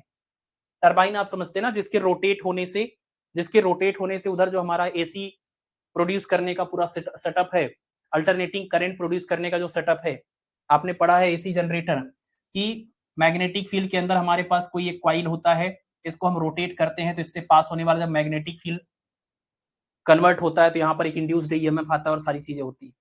तो ये जो फेनोमेना आपने पढ़ा है अल्टरनेटिंग वोल्टेज या करंट को प्रोड्यूस करने का, उसमें हमें इस कॉइल को रोटेट करना होता है ना। कॉइल को रोटेट करने के लिए हमें कुछ सेटअप चाहिए, तो मेन चीज होता है इसको रोटेट करना, उसके बाद की प्रक्रिया आगे हो जाती है। तो उसको रोटेट करने के लिए, इस एसी जनरेटर को इसको रोटेट करने के लिए हम यहाँ पर इसके स्टीम का इस्तेमाल कर रहे हैं। डायरेक्टली जैसे डैम पर क्या होता है पानी से करते हैं, इसी तरह से विंड मिल जो होता है, जो पवन चक्की होती है उसमें हवा से होता है। तो हर तरह से मिलाकर के प्रयास ये है कि हम इसको रोटेट कर सकें, इसके रोटेशन की प्रक्रिया में एनर्जी हमें यहाँ से मिल जाती है, बाकी चीजें हम आगे कर लेते हैं। तो ये जो जनरेटर है उसका जो टरबाइन है, वो टरबाइन को घुमाने के लिए ये स्टीम काम आता है। इस पूरे रिएक्टर का सबसे मेन पर्पज जो था वो यही था कि यहाँ से वो स्टीम आए और प्रेशर के साथ में टरबाइन को घुमा सके। यही मेन हमारा पर्पज था, क्योंकि इसके आगे हमें पता है कैसे बिजली पैदा की जाती है। तो हम यहाँ पर एसी जनरेट कर लेंगे और ये जो स्टीम इधर से इधर आएगा और इसको घुमाएगा, फिर वो स्टीम इधर पास आएगा और इधर एक हमारे पास और टंकी है। इसके अंदर क्या होता है कि हम इधर से ठंडे पानी को डालते रहते हैं, तो ये स्टीम जो है वो इसकी वजह से ठंडी हो जाती है और ठंडा पानी बन करके इधर से इधर इस वाले टंकी में आती रहती है। इस वाले टंकी में जो ये गर्म हुआ था ना, गर्म होने से यहाँ से ही स्टीम पैदा हुआ था, तो ये वापस से ठंडा भी होता रहता है। इसका स्टीम इधर से इधर जाएगा और फिर हम इधर से ठंडा पानी भेजेंगे, ये जो इसके अंदर स्टीम है वो ठंडी हो जाएगी और ठंडा होकर के इधर चली जाएगी। और ये जो हम इधर से डाल रहे हैं ठंडा पानी, ये ठंडा पानी जब हीट को एब्जॉर्ब करेगा तो ये गर्म हो जाएगा, तो इसको हम इधर से इधर निकाल लेंगे। ये इसकी पूरी प्रक्रिया है, ठीक है।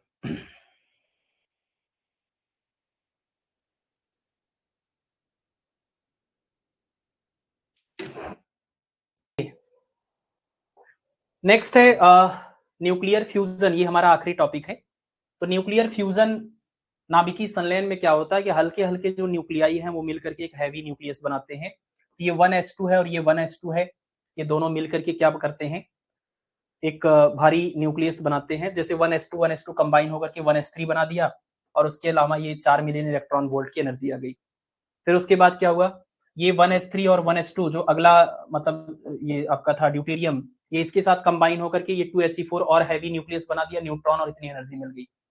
ये मतलब एक एग्जांपल आपको दिखा रहे हैं कि फिर क्या हुआ, ये रिएक्शन को इस पूरे पार्ट को इधर लिखा हमने, इस पूरे पार्ट को इधर लिखा, जो कॉमन था वो कैंसिल कर दिया। 1s2 1s2 1s2 तीन, ये वाला 1s3 ये वाले 1s3 से कैंसिल हो गया था। तो तीन मतलब कि ये हाइड्रोजन के जो 3 एटम हैं, ये हाइड्रोजन के जो 3 एटम है जिसका नाम है ड्यूटीरियम, तो ड्यूटीरियम के 3 एटम मिल करके हीलियम का एक एटम बनाते हैं, एक हाइड्रोजन बनाते हैं और एक न्यूट्रॉन मिलता है और साथ में इतनी एनर्जी मिलती है। मतलब हल्के हल्के न्यूक्लियाई मिलकर के एक हैवी न्यूक्लियस बना रहे हैं, साथ में कुछ एनर्जी दे रहे हैं। इस प्रक्रिया का नाम है न्यूक्लियर फ्यूजन। इसको क्या बोलते हैं, न्यूक्लियर फ्यूजन, नाभिकीय संलयन। तो सन या स्टार्स जो हैं वहां पर ये प्रक्रिया होती है। हाइड्रोजन बम के अंदर, हाइड्रोजन बम जो होता है वो न्यूक्लियर फ्यूजन की प्रक्रिया पर बेस्ड है। जो एटम बम है वो न्यूक्लियर फ्यूजन पर बेस्ड है। तो याद रखना है, एटम बम फ्यूजन और hydrogen bomb fusion. Mass defect की अगर बात करें तो मास डिफेक्ट तो यहाँ पर भी पॉजिटिव ही होगा, इधर का मास ज्यादा होगा, इधर का मास कम होगा, वही मास एनर्जी में कन्वर्ट हो गया। यहाँ पर 0.7% कन्वर्जन होता है मास का एनर्जी में, वहां पर 0.1 था, यहाँ 0.7 है। मतलब न्यूक्लियर फ्यूजन प्रोसेस में जो कन्वर्जन है मास का एनर्जी में वो ज्यादा है फ्यूजन के रिस्पेक्ट में। आप इसको मत देखिए कि ये 21 है और वहां पर 200 था, तो आप ये भी तो देखिए वहां पर आप 235 यूज कर रहे थे, यूरेनियम 235 यूज कर रहे थे, यहाँ 2 2 4 6, तो 6 के बदले आपको ये मिल रहा है ना, वहां 235 के बदले आपको 200 मिल रहा था। तो यहाँ पर जो कन्वर्जन रेट है वो ज्यादा है, ठीक है। यहाँ पर एक चीज है कि न्यूक्लियर जो फ्यूजन रिएक्शन है वो रिएक्शन कराने के लिए क्या करना होता है, न्यूक्लियर फ्यूजन मतलब आप दो न्यूक्लियस को आपस में जोड़ रहे हैं और आपको पता है न्यूक्लियस के अंदर क्या होता है, पॉजिटिव चार्ज होता है। तो ये न्यूक्लियस एक दूसरे को बहुत ही स्ट्रांगली रिपेल करते हैं, आपस में ये कनेक्ट नहीं होंगे। तो इसके लिए जरूरी है कि इतना ज्यादा टेम्परेचर हो जिससे इसकी काइनेटिक एनर्जी बहुत ही ज्यादा हो। तो बहुत ही हाई टेम्परेचर पर ये प्रक्रिया होती है। बहुत हाई टेम्परेचर पर क्या होता है, हाई टेम्परेचर पर इनकी काइनेटिक एनर्जी जब बहुत ज्यादा होती है तब ये दोनों कंबाइन होते हैं। और इसके अलावा बहुत हाई प्रेशर रीजन में कराया जाता है, मतलब बहुत कंप्रेस्ड करके इस प्रक्रिया को कराना पड़ता है। इसलिए क्योंकि जब बहुत कंप्रेस्ड होते हैं तो ये आप जो आपके ये हल्के न्यूक्लियाई हैं ये बहुत ही कंप्रेस्ड स्टेट में रहते हैं, मतलब बहुत छोटे से रीजन में। तो यहाँ पर क्या होता है कि ये बहुत इधर उधर नहीं भागते हैं। ज्यादा प्रेशर का मतलब ये है कि रैंडमली इधर उधर बहुत ज्यादा नहीं भागेंगे, एक फिक्स रीजन के अंदर रहेंगे। तो बार बार एक दूसरे से टकराएंगे तो फ्यूजन का जो रेट है रिएक्शन का वो थोड़ा ज्यादा होगा, मतलब संभावना ज्यादा बढ़ेगी कि एक न्यूक्लियाई दूसरे के साथ कंबाइन हो जाए, अगर एक छोटे से रीजन में हो और प्रेशर बहुत ज्यादा हो तब, ठीक है। तो इसलिए प्रेशर बहुत ज्यादा रखते हैं ताकि यहाँ पर रेट बढ़ जाए। और टेम्परेचर इसलिए है कि ताकि वो कंबाइन हो सके। बस अब यहीं पर हम ये कंपेयर कर रहे हैं कि फिजन की प्रक्रिया से फ्यूजन की प्रक्रिया में एनर्जी ज्यादा मिलती है। यूरेनियम 235 पर न्यूट्रॉन की बम्बार्टमेंट किया था, तब ये आउटपुट मिला था। अगर हम इसकी मास को देखें, एक एमयू के बराबर 235 न्यूक्लियन, तो 235 एमयू, एक यहाँ पर 236 एमयू। 236 एमयू जब हम यूज कर रहे हैं एज अ फ्यूल, तो हमें 200 मिलियन इलेक्ट्रॉन वोल्ट मिल रहा है। यानी हमें क्या मिला, 200 मिलियन इलेक्ट्रॉन वोल्ट एनर्जी अपान 236, तो इतना million electron volt per nucleon. ये क्या है, नंबर ऑफ न्यूक्लियन। ये क्या है, नंबर ऑफ न्यूक्लियन। एक न्यूक्लियन के बदले उतना एनर्जी, एक न्यूक्लियन पर हमें उतना एनर्जी मिल रहा है। और यहाँ पर देखिए 2 2 2 6, 6 पर 21 मिल रहा है, तो इसको डिवाइड करेंगे कितना आ जाएगा, ये 3 के आसपास आएगा, और ये 1 से भी कम आएगा। तो यहाँ पर न्यूक्लियन जो एनर्जी मिल रही है वो ज्यादा है फ्यूजन के रिस्पेक्ट में, फ्यूजन में। तो यही है कि energy output per nucleon in fusion is greater than that in fission. ठीक है, आज की इस क्लास को अब यहीं पे समाप्त करते हैं। ये आपके सेमी इंपिरिकल मास फार्मूला और इसके अलावा जो भी आपने टॉपिक्स पढ़े हैं, न्यूक्लियर फिजन एंड फ्यूजन, ये तीनों टॉपिक आपके प्रॉपर कवर हो गए हैं। अब इसके बाद बचता है एलिमेंट्री पार्टिकल्स का क्लासिफिकेशन, और उसके अलावा आपका बच रहा है सुपर कंडक्टिविटी का एलिमेंट्री आइडिया, और बचा है पार्टिकल एक्सेलरेटर, जिसमें हमें पढ़ना है साइक्लोट्रॉन और लीनियर एक्सेलरेटर यानी लाइनेक के बारे में। तो टोटल 4 टॉपिक हमारे हैं। ये चारों टॉपिक को हम कल की मॉर्निंग वाली क्लास के अंदर कवर करेंगे, और इवनिंग में इस वाले टॉपिक पर और जो कल मॉर्निंग में पढ़ेंगे दोनों को मिलाकर के न्यूमेरिकल करेंगे। ठीक है ना, ठीक है, चलिए। तो कल मॉर्निंग में जो क्लास होगी उसका हम अपडेट आपको करेंगे, लगभग 11 बजे के आसपास वो क्लास होगी, जिसमें लास्ट के जो बचे हुए 3 टॉपिक हैं उनको हम कल कवर करेंगे मॉर्निंग में। ठीक है ना, चलिए ठीक है, फिर आज की इस क्लास को यहीं पे समाप्त करते हैं। मिलते हैं अगली क्लास में, तब तक आप पढ़ते रहिए, अपना ख्याल रखिए। Okay, thank you, good night.